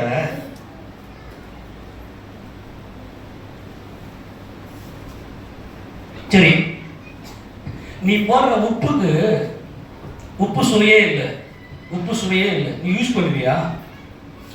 உனக்கு ஒரு பெருமை இருக்கு தெரியுமா? அந்த பெருமை தான் கெட்டு போயிடுது. தேவன் உனக்குள்ள பர்சனலா தனித்தனியே ஒவ்வொருக்குள்ளும் தேவன் எதிர்பார்க்கிற ஒரு மகிமை உங்களுக்கு உள்ளே இருக்கிறது. யாரு கண்ணை திறந்து பார்க்க மாட்டீங்க. அவங்க பைபிள் அவங்களை கொட்டி இருக்கு. ஒரு ஸ்டேஜில் இருந்தவர் ஆசாரிய உதடுகள். ஒவ்வொருத்தருக்கும் தனித்தனியே தேவன் உன்னை குறித்த ஒரு மாபெரும் நோக்கம். வானத்தை பூமியை உண்டாக்கிற சர்வ வல்லவருக்கு உனக்குள்ள ஒரு தனி ஒரு ரோஸ் ஸ்மெல் எப்படி இருக்கு? இந்த ஸ்மெல்ல போயிடுச்சுன்னா உனக்குள்ள ஒரு பெருமை இருக்கு. அது தேவனே உள்ள வச்சிருக்காரு. அதை விட்டுட்டு தான் நீ சுத்திக்கிறோம். இன்னைக்கு எல்லாரும் வெறுக்கப்பட்டு ஒதுக்கப்பட்டு மனசெல்லாம் வலி இல்லை, வேதனை இல்லை, பயத்துல எங்க இப்ப அதான் கேட்கிறேன். அதுக்குதான் இயேசு உனக்கு உள்ள வந்தார். உனக்குள்ள வந்தாருன்னா கரெக்டா எங்க எதை எப்படி பயன்படுத்தணும், ஏற்ற நேரத்தை சரியா நச்சு அடிப்பார். அது உனக்கு உள்ள இருக்கு, ஒவ்வொருத்தருக்கும் உள்ள இருக்கு. நீ செய்ய வேண்டிய ஒரே ஒரு காரியம், இந்த வார்த்தையை மட்டும் அப்படி எடுத்துக்க, சாப்பிடு. உன் ஜீவன் பாயுது, உன் லைஃப் அழிச்சிக்குது. நீ மண்ணுக்கு போறதுக்குள்ள மீட்கணும். நீ ரொம்ப கால் துரிதமானவன் தப்பி நடக்கிறான். ஜாக்கிரதை உள்ளவன் தன் ஆத்துமாவை காக்கிறான். ஜாக்கிரதை. இந்த வாழ்க்கை ஏதோ உலகத்தை என்ஜாய் பண்றதுக்கு அல்ல, நீ மீட்கப்படுவதற்காக. உனக்குள்ள ஒரு பெருமை இருக்கு. அந்த பெருமையை இயேசு ராஜாவால மட்டும்தான் மீட்க முடியும். அவர் உனக்கு உள்ள வந்தால் அவருடைய சிலுவை மரணம் எனக்கு, அந்த சிலுவையில தான் நீ மீட்கப்பட முடியும். அங்கதான் ஜெயம் எடுப்பார். ஜனங்கள்லாம் ஒரு பிடி போயிட்டாங்க, மரத்தலைவர்கள் விட்டாங்க. ஜனங்கள்லாம் மரத்தலைவர் விட்டாங்க. உடனே சங்கம் கூடுது. ஆசாரியர், பிரதான ஆசாரியர் தான் ஆலோசனை சங்கத்துக்கு தலைவர். அவர் ஒன்று கூடி உட்காந்து, என்னங்க எல்லாரும் போயிட்டாங்க. இப்ப இவன் வாயில தீர்க்க தரிசனம் வருது. இவன் உணர்ந்து சொல்ல தீர்க்க தரிசனத்தின் ஸ்பிரிட், அதாவது தீர்க்க தரிசனத்தின் ஆவி, இயேசு கிறிஸ்துவை பற்றிய சாட்சி. தீர்க்க தரிசனம் எல்லாம் இயேசுவே தீர்க்க தரிசனம். எடுத்து வாசிங்க அந்த வசனம். யோவான் சுவிசேஷ புத்தகத்துல 11ஆம் அதிகாரம் எடுத்துங்களேன். இப்ப எல்லாரும் இயேசுவை பிடி போயிட்டான். உடனே ஆலோசனை கூடுது. எடுத்து வாசிக்க பார்க்கலாம். 11ஆம் அதிகாரத்துல 47 வாசிக்க பார்க்கலாம். அப்பொழுது பிரதான ஆசாரியரும் பரிசேயரும் ஆலோசனை சங்கத்தை கூடி வரச் செய்து, நாம் என்ன செய்கிறது? இந்த மனுஷன் அநேக அற்புதங்களை செய்கிறானே. கையை தட்டி வரலாம். அவர் வந்தாலே, இயேசு வந்தாலே கெட்டு போனதெல்லாம் உயிர்ப்பிக்கப்படுகிறது, ரட்சிக்கப்படுகிறது, மீட்கப்படுகிறது. கெட்டு போன எல்லாமே ஆச்சரியமையா. கற்பனை பண்ணுங்கயா, கற்பனை பண்ண. நீங்க இப்போ ஒரு சாப்பாடு 4 மணி நேரம் தான் கேரண்டி. அதுக்கு எல்லாமே 4 மணி நேரம் உத்தரவாதமே கிடையாது. அதுக்கு 4 மணி நேரத்துக்கு அப்புறமா நீ ஒரு சாப்பாடு செஞ்சு வச்சுட்டு 4 மணி நேரத்துக்கு அப்புறம் நீ சாப்பிட்றனா கெட்டு போன, நீ சாப்பிட்ற வயிறு தாங்காது, தேவையில்லாத பிரச்சனைலாம் உள்ள வரும். நம்ம அம்மாமார்கள் இப்ப மட்டும் என்ன பண்றாங்க, 4 மணி நேரம் இல்லை, 12 மணி நேரம். சில பேர் எல்லாம் பார்த்தீங்கன்னா நல்ல சாப்பாடே போறதில்லை. ஒரு உண்மையான ஒரு தாய் தான் புருஷனுக்கு நல்ல தாயா இருந்து, ரெபேக்கா ஈசாக்குக்கு நல்ல வாய்க்கு ருசியா செஞ்சு, அன்பாய் சொல்றேன். அந்த பேக்கெட்ல வரும் பாருங்க, தக்காளி சாதம், லெமன் சாதம், அப்புறம் வெஜ் பிரியாணி. என்னமா ஏமாத்தவே, அது பிரியாணினாவே அது என்னமோ தெரியல. அது வந்துச்சுன்னா கொஞ்சோடு எண்ணெயை ஊற்றி ஒரு தடாம்படம் அப்படியே போட்டு ஒரு கடை கலக்கிட்டே அதை விசிறு அடிக்கிறது. அவன் பாவம், என் உயிரே போயிடுச்சு. முன்னாடிலாம் இப்ப இல்லை, ஏன்னா முன்னாடிலாம் பார்த்தோன்னா பொண்ணை வந்து எப்படி கொடுப்பாங்கன்னா, இப்போ எங்க அம்மா தான் இருக்கும்போது எனக்கு சின்ன பையனா இருக்கும்போது யாரும் கேட்க வந்தாங்க. அப்ப என்ன வேலை சார் டிரைவர், ஐயோ இவன் ஊரா போகும்போது ஹோட்டல் சொல்றதுக்கு முன்னாடி என் பொண்ணு சாப்பாடு வேணாம் அப்படியெல்லாம் பார்த்தாங்க அந்த காலத்துல. இந்த காலத்துல எல்லா நாக்கும் ஹோட்டல்ல தான் இருக்கு இல்லையா? நான் சொல்றத கவனிங்களேன், பயங்கர சத்தியம். இன்னைக்கு நம்ம எல்லாம் என்ன செய்ய வேண்டும் என்றால், அற்புத இயேசு ராஜா உள்ள வந்துட்டாவே அந்த குடும்பத்துல நல்ல சமாதானமா, நல்லா வயிறார சாப்பிடமா, சகோதர அன்பா வயிறார சாப்பாடு கொடுங்க. அவர்தான் நமக்கு ஜீவன். இயேசு ராஜா நமக்குள்ள வந்துட்டாரு அப்படின்னா சிந்தனைய குடும்பத்தை மேல வச்சு சமைங்க. நம்மலாம் வில்லேஜில் இருக்கிறோம், கத்தருக்கு ஸ்தோத்திரம். என்ன இங்கே ஸ்விக்கிலையும் சொமாட்டோவும் எதுவுமே கிடையாது. அதுவும் மந்திரமோ ஒருத்தர் இயேசுராஜா நாமத்துல இந்த ஸ்விக்கியும் சொமாட்டோவை கிராமத்துல வராமல் இருப்பதா வந்துச்சுன்னா, ஐயோ இப்பயே veg biryani, lemon rice, tomato ரைஸ்ல வயிறுலாம் நாசம். அந்த பிள்ளைங்கள கல்யாணம் பண்ணிங்கன்னு வேணாம், அதெல்லாம் கொடுங்க. நல்ல சாப்பாடு கொடுங்க, சாப்பிட்ற வயசு நல்லா வீட்டில் செஞ்சு கொடுங்க. நல்லா வெளியே போனேன், இப்போ நிறைய நாய் பிரியாணி, இன்னும் சொல்கிறேன், நிறைய நாய் பிரியாணி வருது. அப்புறம் பார்த்தீங்கன்னா வேணாம் வேணாம். இப்போ அவர் என்ன பண்ணுறாருன்னா, ஏதோ பண்ணிட்டு இருக்கிறார். இப்போ திடீர்னு உடம்புல ஏதோ அறியுது, என்ன பண்ணுவார், போயிட்டு கையை விட்டு மினரல் வாட்டர்லாம் போட்டு இதெல்லாம் பண்ணுவாரா? இதுக்கு மேல நீ வீட்டில் சாப்பாடு செய்யாத போன உங்களுக்கு பேதி ஆவதாக. வாசி 40 வாசி.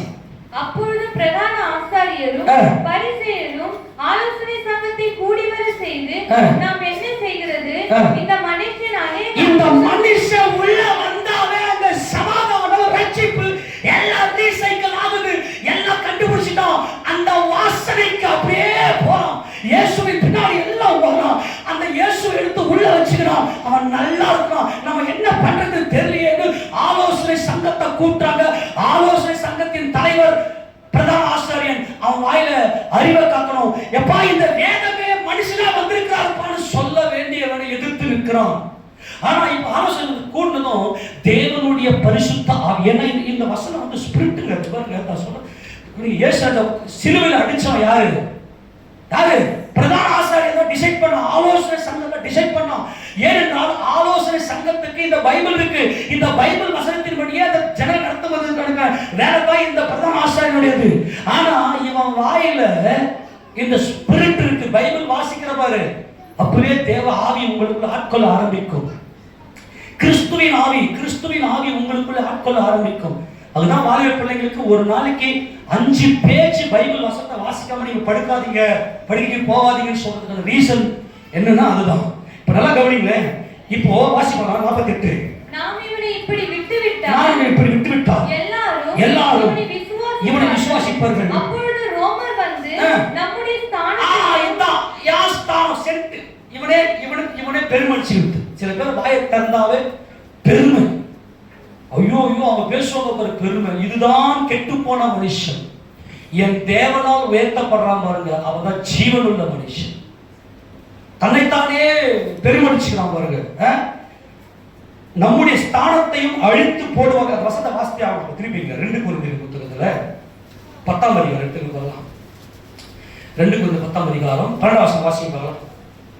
ஆகிலும் தங்களை தாங்களே மெச்சிக் கொள்கிற சிலருக்கு நாங்கள் எங்களை சரியாக்கவும் ஒப்பிடவும் துணிய மாட்டோம். இவன் காரை துப்புறாரு. இப்படிப்பட்ட ஆட்களின் சபையில் தன்னுடைய வரங்களை குறித்த பெருமை, அப்படியே பயங்கர பெருமையா பேசுறது. அவங்களோட ஒப்பிட்டுக்கலாம் மாட்டேன்டா. நாங்க யாருன்னா தங்களை கொண்டு தங்களை அளந்து கொண்டு தங்களுக்கே தங்களை ஒப்புக்கொள்ளுகிற அவன் புத்தி கெட்டவன், அவன் கெட்டு போனவன். அவன் புத்தி கெட்டவன், புத்திமான் அல்ல அவன், புத்தி கெட்டவன் தான் கெட்டு போனவன். தன்னைத்தான் புகழ்ந்து கொள்வது தங்க மாம்சத்துல. ஆனால் 18 வசனம், கடைசி வசனம் 18, தன்னைத்தான் புகழ்கிறவன் உத்தமன் அல்ல, கர்த்தரால் புகழப்படுகிறவனே உத்தமன். அல்லேலூயா சொல்லுங்க பார்க்கலாம். கர்த்தரால் ஒரு மனுஷன் புகழப்படணும்னா இயேசு என் ஜீவன் எனக்கு உள்ளே வர வேண்டும். இப்போ இவங்க என்ன சொல்றாங்க பாருங்க, இந்த பிரதான ஆசாரியர்கள் சொல்லி வாசிப்பாங்க. அப்பொழுது அவர்களில் ஒருவனும் அந்த வருஷத்து பிரதான ஆசாரியனுமாகிய காய்வா என்பவன் அவர்களை நோக்கி, உங்களுக்கு ஒன்றும் தெரியாது, ஜனங்கள் எல்லாரும் கெட்டு போகாதபடிக்கு ஒரே மனுஷன் ஜனங்களுக்காக மரிப்பது நமக்கு நலமாய் இருக்கும் என்று நீங்கள் சிந்தியாமல் இருக்கிறீர்கள் என்றார். ஜனங்கள் எல்லாரும் கெட்டு போயிருக்காங்க. இவங்க கெட்டு போகாம இருக்கணும்னா தேவனுடைய நீதியை நிறைவேற்றும்படியாய் ஒரு மனுஷன் சிலுவையில் தூக்கப்பட வேண்டும், ஒரு மனுஷன் சிலுவையில் மரிக்க வேண்டும் என்று சொல்லி இந்த பிரதான ஆசாரியனுடைய வாயில இந்த வார்த்தை வருகிறது. ஏன் தெரியுமா? இந்த வேதத்தை வாசித்தனாவே தேவனுடைய ஆசாரியராக எண்ணப்படுகிறீர்கள். இந்த கிறிஸ்துவின் ஆவி உங்களுக்குள்ளே கிரியை செய்கிறது. இந்த வேலை தெரியாதவர் இன்னைக்கு சகோதரிகள் உங்க வீட்டு கஷ்டத்தின் நிமித்தமா வேலைக்கு போறீங்க, குடும்பம் நடத்த வேண்டிய நீங்கள் உங்க குடும்பத்துல உங்க கணவருடைய உங்க வருமானம் பத்தல அப்படின்னு சொல்லி வேலைக்கு போறீங்க. கர்த்தருக்கு ஸ்தோத்திரம். உங்க நிலைமை கர்த்தர் கண்டிப்பா மாற்றுவார், உங்களை உயர்த்துவார். ஆனா உங்களுக்கு ஒரு கட்டுப்பாடு வைங்க. காலையில இருந்து வேதம் வாசிக்காம இந்த வேதத்தை ஜெபித்து இந்த வேதத்தை என் குடும்பத்துல இந்த சத்தம், என் மன சத்தம், இந்த வார்த்தைகள் ஒலிக்கணும், இந்த வசனம், இந்த வார்த்தை ஒவ்வொன்றும் ஆவி, மாம்சமானது ஒன்றுக்கும் உதவாது, ஆவியே உயிர்ப்பிக்கிறது. நான் உங்களுக்கு சொல்லுகிற வசனம் ஆவியாயும் ஜீவனாயும் இருக்கிறது. இது ஸ்பிரிட்டுங்க. இந்த வசனம் எழுத்து, இது அது ஆவி. இது அப்படியே நடக்கும். உங்க வீட்டுல இந்த வசனத்தை உச்சரிச்சு பாருங்களேன். குடும்ப ஜெபத்துல நாங்கெல்லாம் பார்த்தீங்கன்னா குடும்ப ஜெபத்துல 15 வசனம் வாசிப்போம். முதல்ல ஜீவா வாசிப்பான், அடுத்தது ஃப்ரா, அடுத்தது ரெபேக்கா, அடுத்தது ரூத்தம்மா வாசிக்கும், அடுத்தது நான் வாசிப்பேன். மறுபடியும் இன்னொரு சைக்கிள், மறுபடியும் யோசிக்கணும். 3 திருத்துவ தேவனுக்கு. நான் உதாரணத்துக்கு ஒரு அது வரைக்கும் நாங்கள் பைபிள் வசனத்தை வாசித்து இப்போ நாங்கள் எசேக்கியேல் முடிக்க போகிறோம். எங்கீங்களா எசேக்கியேல் முடிக்க போகிறோம். முடிச்சுட்டு தானியேலை ஸ்டார்ட் பண்ணுறோம். அப்படியே கண்டினியூ ஆதியாகமத்திலிருந்து அப்படியே வாசிச்சுட்டே வருவோம். அந்த சத்தம் நம்ம வீட்டில் தொனிக்கணும். நம்முடைய வீடு எவ்வளவு ஆசை ஜீவன் வந்துருங்க உள்ள. பிள்ளைகளை வச்சு வசனத்தை வாசிக்க விடுங்க. அந்த பிள்ளைகளோட ஜீவன் வந்து வசனம் மட்டும்தான் ஜீவன். இவன் முதல்ல சொல்றான், இவன் உண்மையா உணர்ந்து சொல்லல, இதுதான் ரொம்ப முக்கியம். இவன் ஆவியில உணர்ந்து, எப்பா இந்த வசனமாகிய இந்த தேவ வார்த்தை தான் தேவனாய் வந்திருக்கிற மனுஷனாய் வந்திருக்கிறாய் சொல்லி சொல்லல. இவனுக்குள்ள ஆசாரியனாய் இருந்தபடினாலே இவனுக்குள்ள இருந்த ஆசாரிய ஆவி, வசனத்தின் ஆவி அவனை அவனை ஏவுதல் பண்ணி இந்த வசனத்தை அவன் உச்சரிக்கிறான். தொடர்ந்து வாசிக்கலாம். இதை அவன் சுயமாய் சொல்லாமல், என்னது எல்லா மனுஷனும் கெட்டு போயிருக்கிறான், இவன் கெட்டு போகாம இருக்கணும்னா ஒருவர் சாக வேண்டும். அல்லேலூயா. அந்த வருஷத்து பிரதான ஆசாரியர் இருந்தபடினாலே இயேசு யூத ஜனங்களுக்காக மரிக்க போறார் என்றும், அந்த ஜனங்களுக்காக மாத்திரமல்ல, சிதறி இருக்கிற சீயோனின் கற்கள், சிதறி இருக்கிற தேவனுடைய ஜீவனுள்ள தேவனுடைய பிள்ளைகள், சிதறி இருக்கிற தேவனுடைய பிள்ளைகள், இவர்களால் சிதறி இருக்கிற சீயோனின் கற்களை ஒன்றாய் சேர்க்கிறதற்காக, சபையாய் சேர்க்கிறதற்காக மரிக்க போகிறார் என்றும் தீர்க்க தரிசனமாய் சொன்னான். அல்லேலூயா. இயேசு செத்தார். எல்லாரும் சொல்லு, எல்லாம் அறிக்கை. இயேசு செத்தார், நான் ஜீவனோடு இருக்கிறேன். எல்லாம் சொல்லுங்க பார்க்கலாம். இயேசு செத்தார், நான் ஜீவனோடு, நான் கெட்டு போக மாட்டேன், நான் கெட்டு போவது இல்லை. அதை அறிக்கை பண்ணு. உன் முதல் அறிக்கை செய்யட்டும். இயேசு செத்தார், நான் கெட்டு போனேன், என் ஜீவனுக்காக இயேசு செத்தார். சொல்லுங்க பார்க்கலாம். என் ஜீவனுக்காக இயேசு செத்தார். வாயத்திற்கு சொல்லு, என் ஜீவனுக்காக இயேசு செத்தார், என் ஜீவனுக்காக இயேசு செத்தார், நான் கெட்டு போவதில்லை. அப்படியே உங்களை அரசு எந்த எப்பொழுதும் எல்லா இடங்களிலும் எந்த இடத்துல நீ அப்படியே உனக்கு ஒரு மரண வாசனை மாதிரி பாக்குறாங்களோ, இயேசு கெட்டு போன எனக்காக செத்தார், நான் இப்ப ஜீவனை அடைந்து விட்டேன் அறிக்கை செய். அப்படியே அவர் உள்ள கொண்டு வா. எந்தெந்த இடத்துல உங்க அவமானம் நிந்தை வருது, அப்படியே உன் பேரு பெருமையா இருக்கணும். அவன் கர்த்தர் தான் உன்னை புகழணும். ஆமேனா? கர்த்தர் உன்னை புகழணும்னா எல்லாருமே உன்னை தேடி உன்னை கனப்படுத்தும். கனம் பண்ணுவதிலே ஒருவருக்கொருவர் முந்திக் கொள்ளுங்கள். அப்ப தேவன் என்ன செய்வார்னா நம்மை கனப்படுத்துவார். எப்படி கனப்படுத்துவார்? எந்த இடத்துல நம்ம வெட்கப்பட்டோமோ, எந்த இடத்துல நம்முடைய பாவம் உண்மையிலேயே நமக்குள்ள சுபாவம் இருக்கும். சில பேர் குடிப்பாங்க, போடா குடிக்காரான்னு சொன்னாங்க, மதிக்கவே மாட்டாங்க. குடும்பத்திலேயே பார்த்தோம், நல்லா இருக்கும்போது ஒரு பேச்சு, பலவீனப்பட்டிருக்கும் போது ஒரு பேச்சு. அப்புறம் சில பேர் என்ன பண்ணுவாங்கன்னா நல்லா திறமையாக செய்ய மாட்டாங்க. சில பேர் நல்லா சாப்பாடு செய்ய தெரியாது. சில பேர் ஒழுங்காக துணி துவைக்க மாட்டாங்க. சில பேருக்கு பேச தெரியாது. நம்முடைய பலவீனம் எல்லாருக்குமே வெளிப்படும். அந்த மரணம் போன உடனே நம்மளோட மாதிரி பார்ப்பாங்க. அந்த பார்வையிலே நம்முடைய மனசு உடைஞ்சிடும். ஏன் உடையுது சொல்லுங்க பார்க்கலாம். நான் தேவனுடைய பிள்ளை. ஆமெனா. தேவன் யாரு? மகிமைக்கு பாத்திரர். தேவன் யாரு? அவர்தான் ராஜ்யமும் வல்லமையும் மகிமையும் என்றென்றைக்கும் அவருடையவைகள். சரி, அப்ப எனக்கே உள்ள உடையுது. நான் தேவ பிள்ளை அல்லவா, நான் நீதி செய்யணுமே. இன்னைக்கு நம்ம எத்தனையோ நேரத்தில் நம்ம உடைக்கப்பட்டிருப்போம். நம்ம இருதயம் உடைக்கப்பட்டிருக்கும். மனுஷனால் ஒதுக்கப்பட்டிருப்போம், தூக்கி எறியப்பட்டிருப்போம். ஆனால் ஒரு மனுஷனும் கெட்டு போக கூடாது என்பதற்காக என் கர்த்தர் மரித்தார். அவர் எனக்காக மரித்தார். ஆமென். இயேசுராஜா யாருக்காக மரித்தார்? இந்த ஒரு எண்ணம் நமக்குள்ள வந்துச்சுனாவே நம்மளுடைய எல்லா இடங்களிலும் நமக்கு தேவன் வெற்றி சேர்க்க பண்ணி நம்முடைய பெயரை அவரை பெருமைப்படுத்துவார். ஏன்னா நல்லா கவனிங்க, இந்த பிரச்சனை எங்க நமக்கு அதிகமா பாதிப்பு கொடுக்க தெரியுமா? வேலை ஸ்தலத்துல கூட கொஞ்சம் அப்படி ஜெயிச்சு வந்துடலாம், ஊர்ல கூட கொஞ்சம் ஜெயிச்சு வந்துடலாம். ஆனா நம்ம குடும்பத்துல இருக்கும்போது அதுலயும் நம்ம கூட நெருங்கி இருக்கிற, இப்ப சில வேலைகளில நம்ம ஊர்ல நல்லா பழக்கமானவங்க, கூட படிச்சவங்க, கூட வேலை செய்யறவங்க, இந்த இடத்துல பார்த்து நம்முடைய பலவீனங்கள் வெளிப்படும், நம்முடைய பாவ சுபாவங்கள் வெளிப்படும். நம்மளை தள்ளி வைப்பாங்க. கூட இருக்கிற மாதிரியே இருக்கும், ஆனா அவங்க டிஸ்டன்ஸை மெயின்டைன் பண்ணுவாங்க. நம்ம நல்லாவே தெரியும். அந்த நேரத்தில் நம்முடைய மனசெல்லாம் உடைக்கும் வருங்க. அதுக்கு மருந்தே கிடையாது. யார் ஆறுதல் சொன்னாலும் நம்மளை ஆறுதல் படுத்த அது அந்த இடம் கரெக்டா கரெக்ஷன் ஆகணும். அந்த கெட்டு போன அந்த இடம் கரெக்ஷன் ஆகணும். தூக்கமே வராது. அவ்வளவு மன பாதிப்பு நமக்குள்ள ஏற்படும். அந்த வசனம் வாசி 31ஆம் சங்கீதம் 11வது வசனம் நினைக்கிறது. வாசிக்க 31:11 பாருங்க.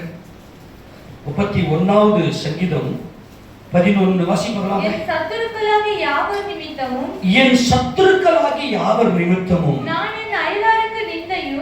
நான் என் அயலாருக்கு எப்படி இருக்கிறேன்? நிந்தையும் எனக்கு அறிமுகமானவர்களுக்கு அரிக்கலுப்பமானே. வீதியிலே என்னை கண்டவர்கள் ஐயோ நத்தம் வருது. வீதியில என்ன பார்க்கிறவன் மரண வாசனை, மரணம் வருது. இது வந்தாவே அறுக்கும், இது வந்தாவே வேஸ்ட், இது டம்மி பீஸ், இது ஒண்ணுத்துக்கும் உதவாது. இவங்க எல்லாம் இவங்க கிட்ட இப்படிப்பட்ட பாவ சுபாவம் இருக்கு அப்படின்னு சொல்லி வீதியை என்ன பார்த்தவெல்லாம் ஓடி ஒளிரும். ஆமெனா. நான் அன்பாய் சொல்லுகிறேன், எந்த இடத்துல உனக்கு அப்படி கெட்டு போயிருக்கிறது மட்டும் நீ உட்கார்ந்து யோசி. என்னை பார்த்தவர்களே எனக்கு அருக்கழிப்பா இருக்குது ஆண்டவரே. நிந்தை எனக்கு அறிமுகமானவர்களாம் என்ன அருக்கழிப்பா பார்க்கறாங்க. அப்புறம் வீதியில எனக்கு வீதியில எனக்கு அறிமுகமா இருக்கிறவெல்லாம் என்னை கண்டு ஓடி ஒளிர செத்தவனை போல நான் மரணம் எனக்குள்ள மரண வாசனை வருது ஆண்டவரே. செத்தவனை போல எல்லாராலும் முழுதும் மறக்கப்பட்டேன், உடைந்த பாத்திரத்தை போல ஆனேன். ஹல்லேலூயா. இப்ப நான் ஒரே விஷயம் சொல்லவா? ஆமென் ஆண்டவரே. ஹல்லேலூயா சொல்லுவாங்க. நல்லா கவனிங்க, நல்லா கவனிங்க. இப்போ இப்படிப்பட்ட மரண வாசனை எனக்குள் இருக்கிறது.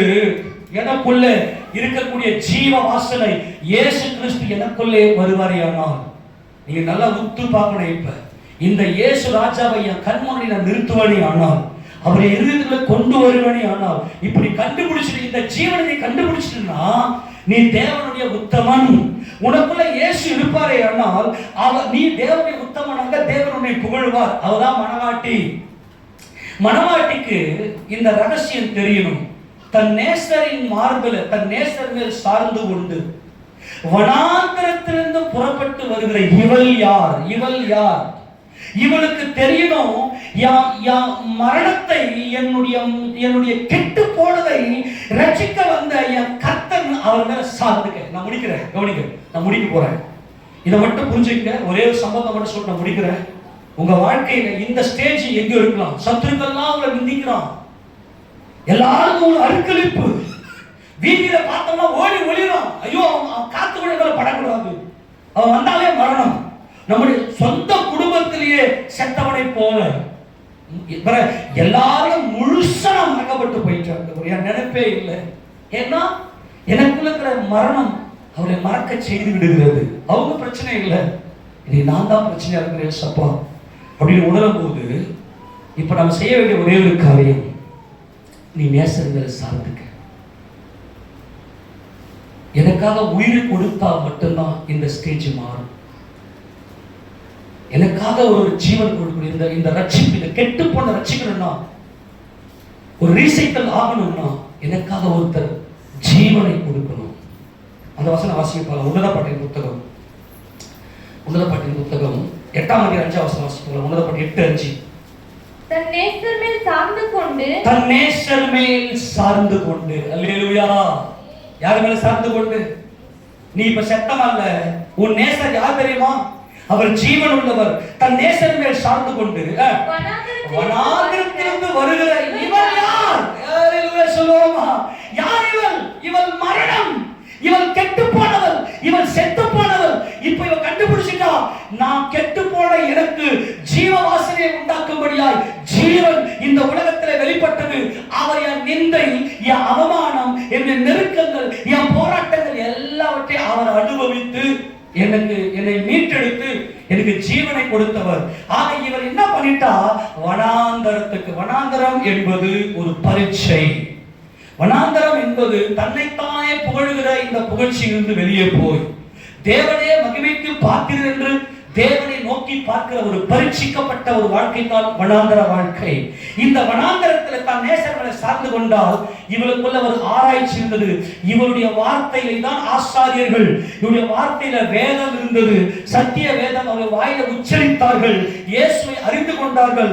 தன் நேசர்களை சார்ந்து கொண்டு வருகிற இவள் யார் என்று, தன் நேசர்களை சார்ந்து கொண்டு வருகிற இவள் யார் என்று தேவ தூதர்களிலே கூட்டமெல்லாம் பாடல் பாடுகிறது.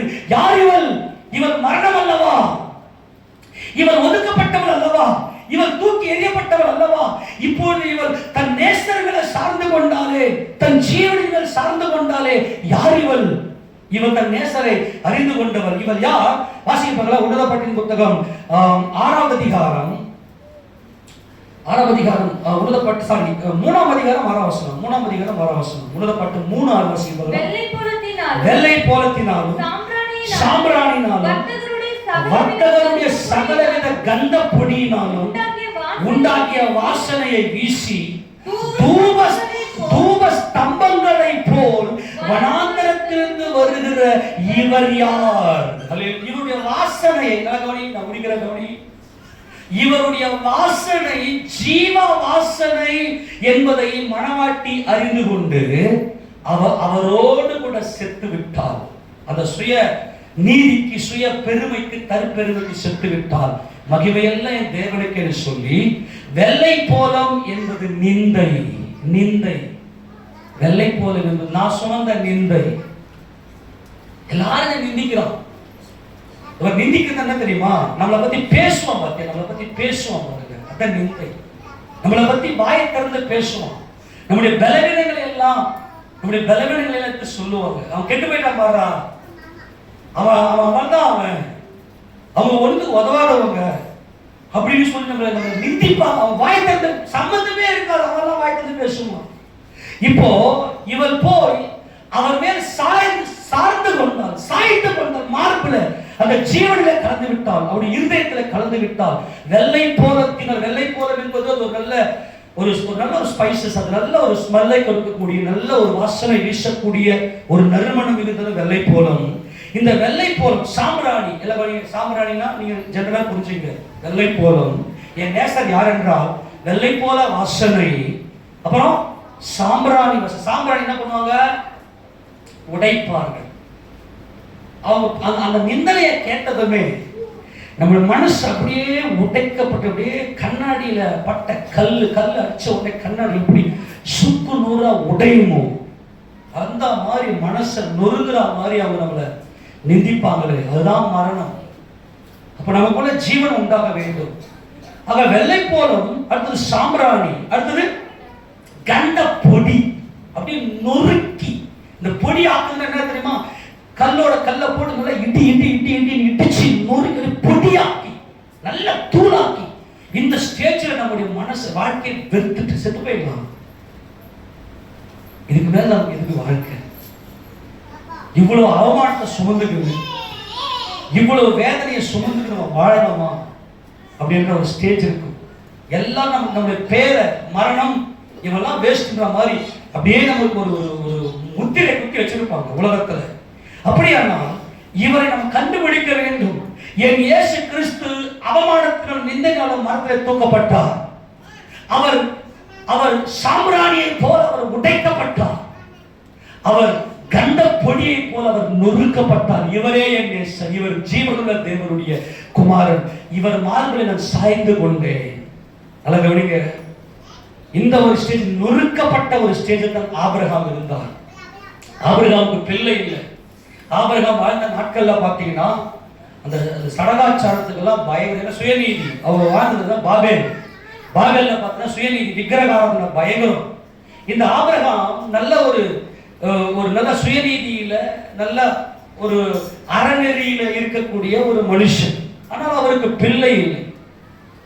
நல்லா கவனிச்சுங்க, பிள்ளை இல்லை. பிள்ளை இல்லைன்னாவே அந்த நாட்கள்லாம் பார்த்தீங்கன்னா வேறொரு திருமணம் செய்து, குறிப்பா பார்த்தீங்கன்னா அந்த நாட்கள்லாம் 2 திருமணம் 2 மனைவிகள் 3 மனைவிகள் இல்லை, அவங்களுக்கு எவ்வளவு வேணாலும் வச்சுக்கலாம். காரணம் என்னன்னா இவங்க முதல்ல பிள்ளை பிறக்கணும். நல்லா கவனிங்க, ரொம்ப முக்கியமான ஸ்டேஜ் இது. இவனுக்கு கல்யாணம் பண்ணி இவன் குழந்தை வந்துச்சுன்னா இவன் நல்ல ஒரு ஆம்பளை அப்படின்ற மாதிரி நிரூபிச்சுட்டு எத்தனை பெண்கள் அன்னவஸ்திர விவாக கடமை கொடுத்துட்டு எத்தனை வேணும் திருமணம் செய்யா. ஆபிரகாமுடைய அப்பா தேராவுக்கு 2 மனைவி இருந்துச்சு. ஆனால் ஆபிரகாமுக்கு இப்ப பிள்ளையே இல்லை. எல்லாரும் ஒரு மாதிரி பாக்குறாங்க. ஆபிரகாம் எல்லாரும் மாதிரியே பாக்குறாங்க.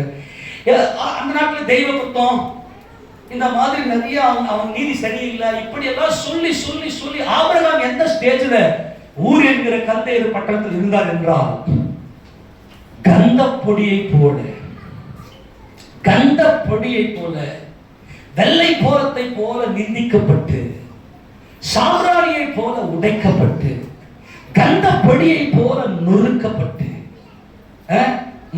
மாம்சத்தின்படி அவருடைய வாழ்க்கையை தொலைச்சிட்டு ஒரு மரணம் கெட்டு போன ஆபிரகாமுடைய வாழ்க்கை ஒரு ஸ்டேஜில் இருந்துச்சு.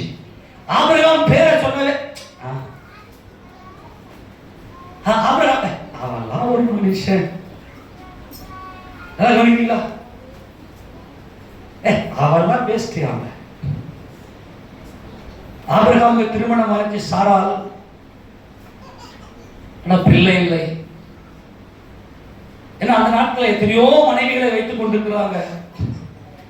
இவனுக்கு குழந்தையில இவனுக்கு இன்னொரு பொம்பளையெல்லாம் அவ்வளவு. அதாவது எப்படி சொல்றது, ஏன்னா ஒரு குடும்பத்துக்கு ரொம்ப முக்கியமே என்னது, பிள்ளையை பெற்றெடுக்கணும் தான் குடும்பம். ஆபிரகாம் அதாவது உள்ள எப்படி இருந்த எந்த ஸ்டேஜ்ல ஆபிரகாம் இருந்திருப்பார் தெரியுமா? இதுக்கு மேல இந்த ஆபிராம் என்கின்ற ஒருவன் இந்த பூமி நடமாடணுமா? என் வாழ்க்கையே போயிடுச்சு, என் வாழ்க்கையே இல்லையே, என் குடும்பமே இல்லையே. இப்போ ஆபிரகாம் உன் வாழ்க்கை கெட்டு போயிருக்கு. அல்லேலூயா. கெட்டு போன உனக்காக ஒருவர் மறிக்க வேண்டும். அல்லேலூயா. நல்லா புரிந்து கொள்ளுங்க, கெட்டு போன உன் வாழ்க்கையை மறிப்பதற்காக உனக்காக ஒரு மறித்தால் மட்டுமே உன் பேரை தேவன் பெருமைப்படுத்துவார். இப்பதான் ஆண்டவர் ஆபிரகாமை பத்தி வாக்குத்தத்தம் கொடுத்த, ஆபிரகாம் உன் பேரை எல்லாரும் ரிப்பேர் ஆகிட்டாங்களா, உன் வாசனை கெட்டு போயிருச்சா? அதாவது உண்மை அதுதான். ஆபிரகாம் பாபேலில் இருக்கிறார், அங்கே விக்கிரக ஆராதனை, அங்கே நிம்ரோதினுடைய ஆராதனை, பாபேல் மனித ஆராதனை, பாகாலுடைய அந்த ஆராதனை தோட்டம் அங்கதான் ஸ்டார்ட் ஆகுது. இப்ப ஆபிரகாமுக்கு ஜீவனுள்ள தேவன் தெரியவில்லை. வாழ்க்கை முடிகிற ஸ்டேஜ், செத்து போயிடலாம். சாரால் வேற திருமணம் பண்ணிக்கிட்டோம், இதுக்கு மேல ஆபிரகாம் என்ற ஒருத்தர் இருக்கணுமா? நான் இல்ல, நான் சாகரன்னு சொல்லி மனசாட்சிக்குள்ள நல்லா தீர்மானம் பண்ணி இருப்பாருன்னு தான் நான் நினைக்கிறேன். இது உண்மையும் கூட. ஏன் என் பேரை கேட்டாலும் எல்லாரும் ஒரு நாயை விட கேவலமா பார்க்கலாம். நான் கெட்டு போயிருக்கிறேன்னு சொல்லி அவெல்லாம் தீர்த்திக்கிறான். என்ன நான் ஒவ்வொரு நாளும் உடைகிறேன், எனக்குள்ள அழுது நொறுங்குகிறேன். என் இதயம் தூளா போயிடுச்சு, என் மனசை கண்ட்ரோல் பண்ண முடியல. செத்து போன கெட்டு போன என் வாழ்க்கை மறுபடியும் ரட்சிக்கப்படணும், என் பேர் பெருமைப்படுத்தணும். எந்த இடத்துல தலை குனிச்சனும் அதே இடத்துல என் பேரை ஒருவர் சாக வேண்டும். ஒருவர் எனக்காக வெள்ளை போல சாம்பராணி கந்தவர்க்கமாய் வெள்ளை போலும். என் நேசர் என் ஸ்தனங்களின் நடுவே தங்குகிற வெள்ளை போல செந்து. அவர் வெள்ளை போல வாசனை தான், அவர் சாம்பிராணி தான், அவர் தூபவர்க்கம் தான், அவர் கந்தவர்க்கம் தான், அவர் அவ்வளவு வாசனை மிகுந்தவர். அவர் ஜீவனுள்ள தேவனுடைய குமாரன். இப்பதான் இந்த மரித்து போன ஆபிரகாமுக்கு கர்த்தர் தரிசனமாகி வாக்குத்தத்தங்களை கொடுக்கிறார். ஆபிரகாமே, உன் பேரை நான் பெருமைப்படுத்துவேன். கையை தட்டி ஆபிரகாம் என்றால் மரித்து போனவன் என்று இந்த உலகம் சொல்லலாம். ஆனால் அதே ஆபிரகாமே, உன் பேரை நான் பெருமைப்படுத்துவேன். கெட்டு போன உன் வாழ்க்கையை நான் ரட்சிப்பேன், நான் ரட்சிப்பேன். உன் பேர் பெருமைப்படும். எடுத்து வாசிப்பாங்களா? 12:1 ஆதியாகமம் 12:1. கர்த்தர் ஆபிரகாமை நோக்கி, எந்த ஸ்டேஜ்ல? நான் மரிக்க போற ஆண்டவரே, எனக்கு பிள்ளை இல்லை. எல்லாரும் எப்படியோ வாழ்ந்து கொண்டிருக்கலாம். என்கிட்ட நல்லா சொத்து இருக்கு, ஆனா என் லைஃப், என் ஒரு ஆம்பளை என் குடும்பத்துல கட்டுவேன்ற அந்த நம்பிக்கை எனக்கு இல்லை ஆண்டவரே. எனக்கு வேண்டாம் ஆண்டவரே இந்த வாழ்க்கை. நான் மனசுக்குள்ளேயே அப்படிப்பட்ட எண்ணங்கள் அந்த ஆபிரகாமுக்கு. நான் கெட்டு போயிருக்கிறேனே, என்ன கேட்டாலே அவெல்லாம் ஒரு ஆம்பளே கிடையாது அவன். ஆனா நல்ல அழகான மனைவி. ஏன்னா பார்வனுக்கு முன்னாடி புகழ்ந்து பேசுறாங்க அந்த 65 வயசுலயே சாராளை பத்தி. இவெல்லாம் வேஸ்ட். எப்படி எல்லாம் பேசிருப்பாங்க, கற்பனை பண்ணி பாருங்க, எப்படி எல்லாம் பேசிருப்பாங்க. ஆனா இவன் ஒரு ஆம்பளே இல்லைன்ற மாதிரி பேசிக்கொண்டு அந்த ஸ்டேஜில் ஆபிரகாம் உள்ள உடைக்கப்பட்டவராய் அவர் மரணத்துக்குள்ள இருந்தார். அந்த நேரத்தில் நான் கர்த்தர் ஆபிரகாமை நோக்கி, ஒருவேளை இன்னைக்கு நீ நிந்திக்கப்பட்டு அவமானப்பட்டு உடைக்கப்பட்டு தூஷிக்கப்பட்டு தூக்கி எறியப்பட்ட கர்த்தர் உன்னை நோக்கி சொல்லுகிறார், நீ உன் தேசத்தை வாசி, நீ உன் தேசத்தையும் உன் இனத்தையும் உன் தகப்பனுடைய வீட்டை விட்டு புறப்பட்டு நான் உனக்கு காண்பிக்கும் தேசத்துக்கு போ. நான் உன்னை பெரிய ஜாதி ஆக்கி உன்னை ஆசீர்வதித்து உன் பேரை பெருமைப்படுத்துவேன். நீ ஆசீர்வாதமாக இருப்பாய். என் தேவன் மகிமையின் தேவன், நீ மகிமையின் தேவனுடைய பிள்ளையாய். ஆபிரகாமே, உனக்காக நான் சாக போகிறேன். கெட்டு போன உனக்காக நான் சாக போகிறேன். இதான் மகிமையின் தேவன், இதான் மகிமையின் கர்த்தர். மகிமையின் கர்த்தர் என்றால் மரித்த இயேசு.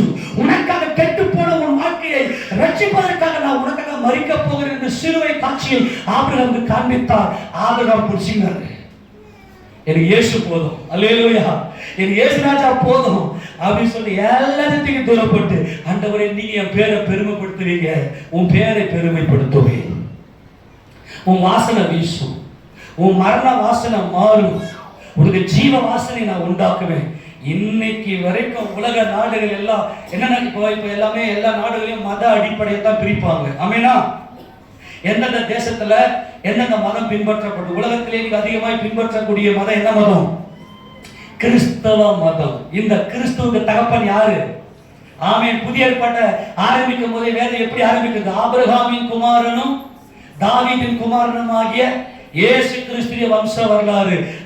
நம்முடைய ஆண்டவர் வாக்குத்தத்தம் கொடுத்தார், சொன்னதை சொன்னபடி செய்கிற தேவன். ஆமென் சொல்லாமா? ஆபிரகாமை பேரை நான் பெருமைப்படுத்துவேன், உன் வாசனை வீச செய்வேன், உனக்குள்ள நான் இருந்தால். அவ்வளவுதான், ஒரே கான்செப்ட். ஆபிரகாம், உனக்குள்ள நான் இருப்பேனே ஆனால், என் மரணம் இருக்குமே ஆனால், நீ என்னோட மரிப்பாய் ஆனால், உன்னை நீ பெருமைப்படுத்திக்காத. வீட்டில் போய் நல்ல அறிக்கை செய். ஒரே ஒரு சிம்பிள் விஷயம், எது மரணம் என்றால் உனக்கு நீ சென்றடைகிறது, வெளியிலிருந்து வந்த வாசனை, உலக வாசனை. உனக்கு நீ உன் வாயில பெருமை பேசுவாங்க, அதெல்லாம் அறிக்கை பண்ணு. நான் என் அழகை பத்தி பெருமையா பேசினேன், என் அறிவை பத்தி பெருமையா பேசினேன், என் செல்வத்தை பெருமையா பேசினேன், எதுவுமே எனக்கு ஒண்ணுத்துக்கும் உதவாத ஆண்டவரே, இதுதான் கெட்டு போறதுக்கு காரணமே. உன் பெருமையை பேசாத, அவருடைய மகிமையை நீ நோக்கிப்பார், அவர் உன் பேரை பெருமைப்படுத்துவார். அல்லேலூயா. ஆபிரகாமோட கர்த்தர் சொன்னாரு, ஆபிரகாமை நான் உன் பேரை பெருமைப்படுத்துவேன். எந்த ஜனங்கள்லாம் இப்ப ஏன் இந்த வாக்குத்தத்தை கொடுத்த ஆபிரகாம் தெரிந்தா ஆபிரகாமுக்கு அந்த மாதிரி இருந்தாங்க. எல்லாரும் தூஷிக்கப்பட்டு, எல்லாரும் அவங்க குழந்தை இல்லை அவன் ஆம்பளையே இல்லைன்னா பேசியிருப்பான் பொருளுக்கு. அவெல்லாம் குடும்பத்துக்கு தகுதியே இல்லை, அவெல்லாம் வேஸ்ட் அப்படியெல்லாம் சொல்லி அந்த தேசம், அவன் இனம், அவன் தகப்பன் வீடு, ஐயோ எனக்கு வேண்டாம், எந்த பக்கம் திசை திரும்பினாலும் எனக்குள்ள மரண வாசனை வீசுது, எல்லாரும் இதை ரிஃப்ளெக்ட் பண்ணி என்னை சாகடிக்கிறாங்களே. அதனால்தான் கர்த்தர் அப்படியே பேசுங்க, எந்த தேசத்துல உன்னை தூஷணமா நிந்தித்தால் அந்த தேசத்தை விட்டு, எந்த தேசம், எந்த உன் இனம், அந்த எந்த விட்டு, எந்த தகப்பன் வீடு அதே விட்டு நீ என்ன நம்பி வா. நான் ஒரு தேசத்தை வச்சிருக்கேன், உன்னை அப்படியே நான் உன்னை ரட்சித்து, உனக்கு யார் தேசத்தை, யார் சொந்த தேசத்தை நான் உனக்கு கொடுத்து, உன்னை பெரிய ஜாதியாக்கி, உன் சந்ததிக்கு இந்த தேசத்தை தருவேன். அல்லேலூயா. இப்படிப்பட்ட மகிமையான வாக்குத்தத்தங்களை கொடுத்து கர்த்தர் இயேசு ராஜா ஆபிரகாமின் கையை பிடித்தார். அதே ஆண்டவர் தான் கெட்டு போன உன்னை ரட்சிக்க வந்தார். அல்லேலூயா. இப்போ சொல்றேன், இதே ஆபிரகாம் ஸ்டேஜ்ல இருக்கலாம், ஆபிரகாமுடைய மனநிலை இருக்கலாம், அதே நொறுக்கப்பட்ட ஸ்டேஜில் இருக்கலாம். நான் எந்த இடத்துல இருந்தாலும், எந்த இடத்திலும், எல்லா நேரத்திலையும் உன் இருதயத்துக்குள்ள இயேசு எனக்கு மரித்தார், கெட்டு போனவர்களுக்காக ஒருவர் மரிக்க வேண்டும் என்கின்ற இந்த தேவனுடைய அனாதி தீர்மானத்தின் சத்தியத்தை ஆபிரகாமுக்கு தேவன் வெளிப்படுத்தி காண்பித்தார். ஆபிரகாம் பிடித்து கொண்டு அந்த வார்த்தைகளை அறிக்கை செய்ய ஆரம்பித்தார். அதனால தான் கர்த்தர் என்ன சொல்லிட்டார்னா, இப்ப ஆபிரகாமுடைய பேரை கர்த்தர் பெருமைப்படுத்தினார். உலகத்திலேயே இன்னைக்கு இந்த உலகத்தில் ஜனங்கள் எல்லாம் கிறிஸ்தவர்கள் அப்படின்னு சொன்னது ஆபிரகாமுடைய மார்க்கம் தான். ஆமீனா? நீங்கள் கிறிஸ்துவினுடையவர்கள் ஆனால் சொல்லுங்க, ஆபிரகாமின் சந்ததியாயும் வாக்குத்தத்தத்தின்படியே சுதந்திரராயும் இருக்கிறீர்கள். நீங்கள் கிறிஸ்துவினுடைய ஆபிரகாமின் சந்ததி. உன் பேரை பெருமைப்படுத்துவேன். எத்தனை பேர் கிறிஸ்தவன் சொல்றாங்க சொல்லுங்க பார்க்கலாம். நீங்க யாருடைய சந்ததியா? ஆபிரகாமுடைய சந்ததி, ஆபிரகாமுடைய பிள்ளைகள். ஆமெனா? இன்ன வரைக்கும் ஆபிரகாமை பெருமைப்படுத்துறாரு. அல்லேலூயா. இன்ன வரைக்கும் ஜீவ வாசனை வீசுது ஆபிரகாமுக்கு. ஆமெனா? எத்தனை வசந்த வாசி கலாத்தியர் 3 இந்த வாக்குத்தத்தம் மாறாது இல்லையா? உன் பேரை பெருமைப்படுத்துவேன், நீ ஆசீர்வாதமா இருப்பன்னு சொல்றாரு இல்லையா? கலாத்தியர் நிருபம் 3ஆம் அதிகாரம், கலாத்தியர் 3ஆம் அதிகாரத்துல 29 நீங்கள் கிறிஸ்துவின் உடையவர்களானால், நீங்கள் யாரை கிறிஸ்தவர்கள் சொல்லுங்க. உலகத்தில் எத்தனையோ கோடி கிறிஸ்தவர்கள் இருக்கிறார்கள். அவங்க எல்லாரும் நீங்கள் கிறிஸ்துவின் உடையவர்களானால் ஆபிரகாமின் சந்ததியாராயும் வாக்குத்தத்தத்தின்படியே சுதந்திரராயும் இருக்கிறீர்கள். அல்லேலூயா. நாம் இந்த பூமியை சுதந்திரித்துக் கொண்டோம். இந்த பூமியில இயேசு ராஜாவோடு 1000 வருட அரசாட்சி செய்ய போகிறோம். ஏனென்றால் இந்த வாக்குத்தத்தம் ஆபிரகாமுக்கு தேவன் கொடுத்தார். ஏனென்றால் ஆபிரகாமுக்கு ஜீவ வாசனை ரட்சகர் உள்ளே இருந்தார். ஒருவர் மரிக்க வேண்டும், அவர் எனக்காக மரித்தார் என்பதை இந்த ஆபிரகாம் சுதந்திரித்துக் கொண்டபடினாலே நாங்கள் சுதந்திரவாளிகள், தேவனுடைய சுதந்திரவாளிகள். ஆபிரகாமுடைய வாக்குத்தத்தம் இன்னைக்கு யார் மூலமா நிறைவேறிக் கொண்டிருக்கிறது. ஆமெனா? யாரெல்லாம் கிறிஸ்தவன் சொல்லுகிறீர்களோ அவர்கள் எல்லாரும் ஆபிரகாமுடைய சந்ததியாக இருக்கிறோம். கர்த்தர் சொன்னபடியே ஆபிரகாமுடைய பெயரை பெருமைப்படுத்தினார். இன்னைக்கும் ஆபிரகாம் நமக்குள்ளே வாழ்ந்து கொண்டிருக்கிறார். காரணம், ஆபிரகாம் கிறிஸ்து இயேசுவோடு மரித்தார். அதான் ரகசியம். அப்ப ஆண்டவர் என்ன சொல்லிட்டாருன்னா, ஆபிரகாமே உனக்கு மரணம் இல்லை, நீ ஜீவனுள்ள தேவனை அறிந்து கொண்டாய், ஜீவனுள்ள தேவனுடைய மரணத்தை நீ புரிந்து கொண்டாய், அதனால நான் ஆபிரகாமுக்கு தேவன்னு சொல்லிட்டாரு. ஏன்னா ஆபிரகாமுக்கு மரணம் இல்லை, ஆபிரகாம் உயிரோடு எழுந்திருப்பார். இன்னும் 7 வருஷத்துல இயேசு கிறிஸ்து 1000 வருட அரசாட்சி செய்யும் போது ஆபிரகாம், ஈசாக்கு, யாக்கோபுல கூட இருப்பாங்க. ஆமெனா? இன்னும் 7 வருஷம் தான். அவங்க செத்து எனக்கு 2000 வருஷம் ஆகுது. 2000 வருஷமா 3500 வருஷம் ஆகுது. ஆபிரகாம் செத்து ஏறக்குறைய 3500 வருஷம் ஆகுது. இந்த 3500 வருஷமா காத்திருந்த ஆபிரகாம் இயேசு ராஜா இந்த பூமியில எருசலேமில் ஆட்சி செய்யும் போது ஜீவ வாசனை அவருக்குள்ளே இருக்கிறபடினாலே, அவர் ரட்சிக்கப்பட்டபடினாலே அவர் உயிரோடு எழுந்து இயேசு கிறிஸ்துவோடு ஆட்சி செய்வார். அதனால்தான் இயேசு கிறிஸ்து சொன்னாரு, நான் ஆபிரகாமின் தேவனும் ஈசாக்கின் தேவனும் யாக்கோபின் தேவனாய் இருக்கிறேன், நான் ஜீவனுள்ளவருக்கு தேவனாய் இருக்கிறேன். ஆமென். என்ன தேவன் எப்படிப்பட்டவர்? ஜீவன் உள்ளவர். எல்லாம் சொல்லுங்க பார்க்கலாம். இந்த வசனம் மட்டும் வாசித்து முடிங்க. மத்தேயு சுவிசேஷ புத்தகம் 22 வாசிக்கலாம்.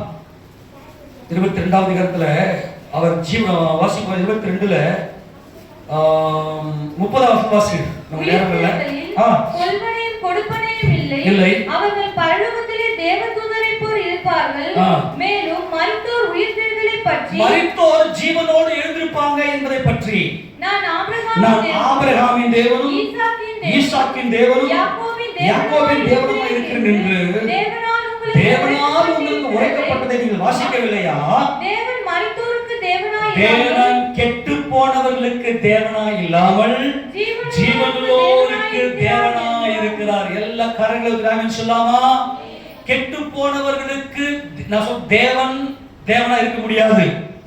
இந்த கெட்டு போனவர்கள் மேல அவர் இரக்கம் வைத்து அவர்களுக்கு ஜீவனை உண்டாக்கும்படி தம்முடைய குமாரனை அனுப்பினார். மனுஷகுமாரன் கெட்டு போனவரை ரட்சிக்கும்படிக்கு இந்த உலகத்துக்கு வந்தார்.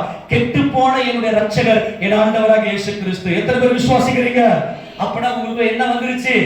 ஜீவன் வந்துருச்சு. உங்களுக்கு மரணம் கிடையாது. நீங்க தேவனுடைய பிள்ளைகள். ஆமென் சொல்லாமா? தேவன் மரித்தோருக்கு தேவன் அல்ல. அவர் தீமையை அவரால் பார்க்க முடியாது. அதனால தம்முடைய குமாரன் இயேசுவை நமக்காக கொடுத்து ஜீவனை உண்டாக்கினார். நம்ம எல்லாரும் ஜீவன் உள்ளோருக்கு அவர் தேவனா இருக்கிறார். நமக்குள்ள இயேசு இருக்கிறார். ஆமென். இயேசு கிறிஸ்து ரட்சகர் விசுவாசிக்கிறீங்க? உங்களுக்குள்ள இயேசு கிறிஸ்து வந்துட்டார். நீங்க ஜீவன் உடையவராக இருக்கிறீர்கள். உங்களுக்கு தான் அவர் தேவன். நாம் இயேசுவின் நாமத்தில் தேவனை அப்பா என்று கூப்பிடலாம். ஆமெனா? ஆக இனி எந்த இடத்துலயுமே வெக்கப்பட்டு போகக்கூடாது. நேசர் மேல சார்ந்து கொள்ளுங்க. அவர் எனக்காக எல்லா நிந்தை, வெள்ளை போலம், எல்லா போராட்டங்கள், எது சாம்பிராணி, எல்லா நொறுக்குதல்கள் கந்தவர்க்கமாய் எனக்காக யாவை செய்து முடித்தவர் அவரே ரட்சகர். என் பேர் அவர் பெருமைப்படுத்துவார். ஆமெனா? நீ போயிட்டு நீ போஸ்ட் வச்சு நீ நல்லவன் பெரியவன் இவன் ஒட்டிக்காத. அவர் உன் பேரை பெருமைப்படுத்துவார். அல்லேலூயா. அதுக்காகத்தான் தேவன் நம்மை அழைத்திருக்கிறார். நாம் தேவனால் புகழப்படுவோம். கர்த்தரே இந்த காரியத்தை செய்வார். அது வரைக்கும் அப்படியே அவரை மட்டும் நீங்க நோக்கி பாருங்க. எல்லாவற்றையும் வாய்க்க செய்வார். ஆமென் சொல்லாமா? எத்தனை சந்தோஷமா இருக்குது. இயேசு கிறிஸ்து எனக்குள் இருக்கிறார். நான் ஜீவனுள்ள தேவனுடைய பிள்ளை. ஆமெனா? எல்லாரும் முழங்கால் படிடலாம். எல்லாரும் கண்களை ஒப்பு கொடுக்க பார்க்கலாம். எசப்பா நாங்கள் உம்மை ஸ்தோத்திரிக்கிறோம் ஆண்டவரே.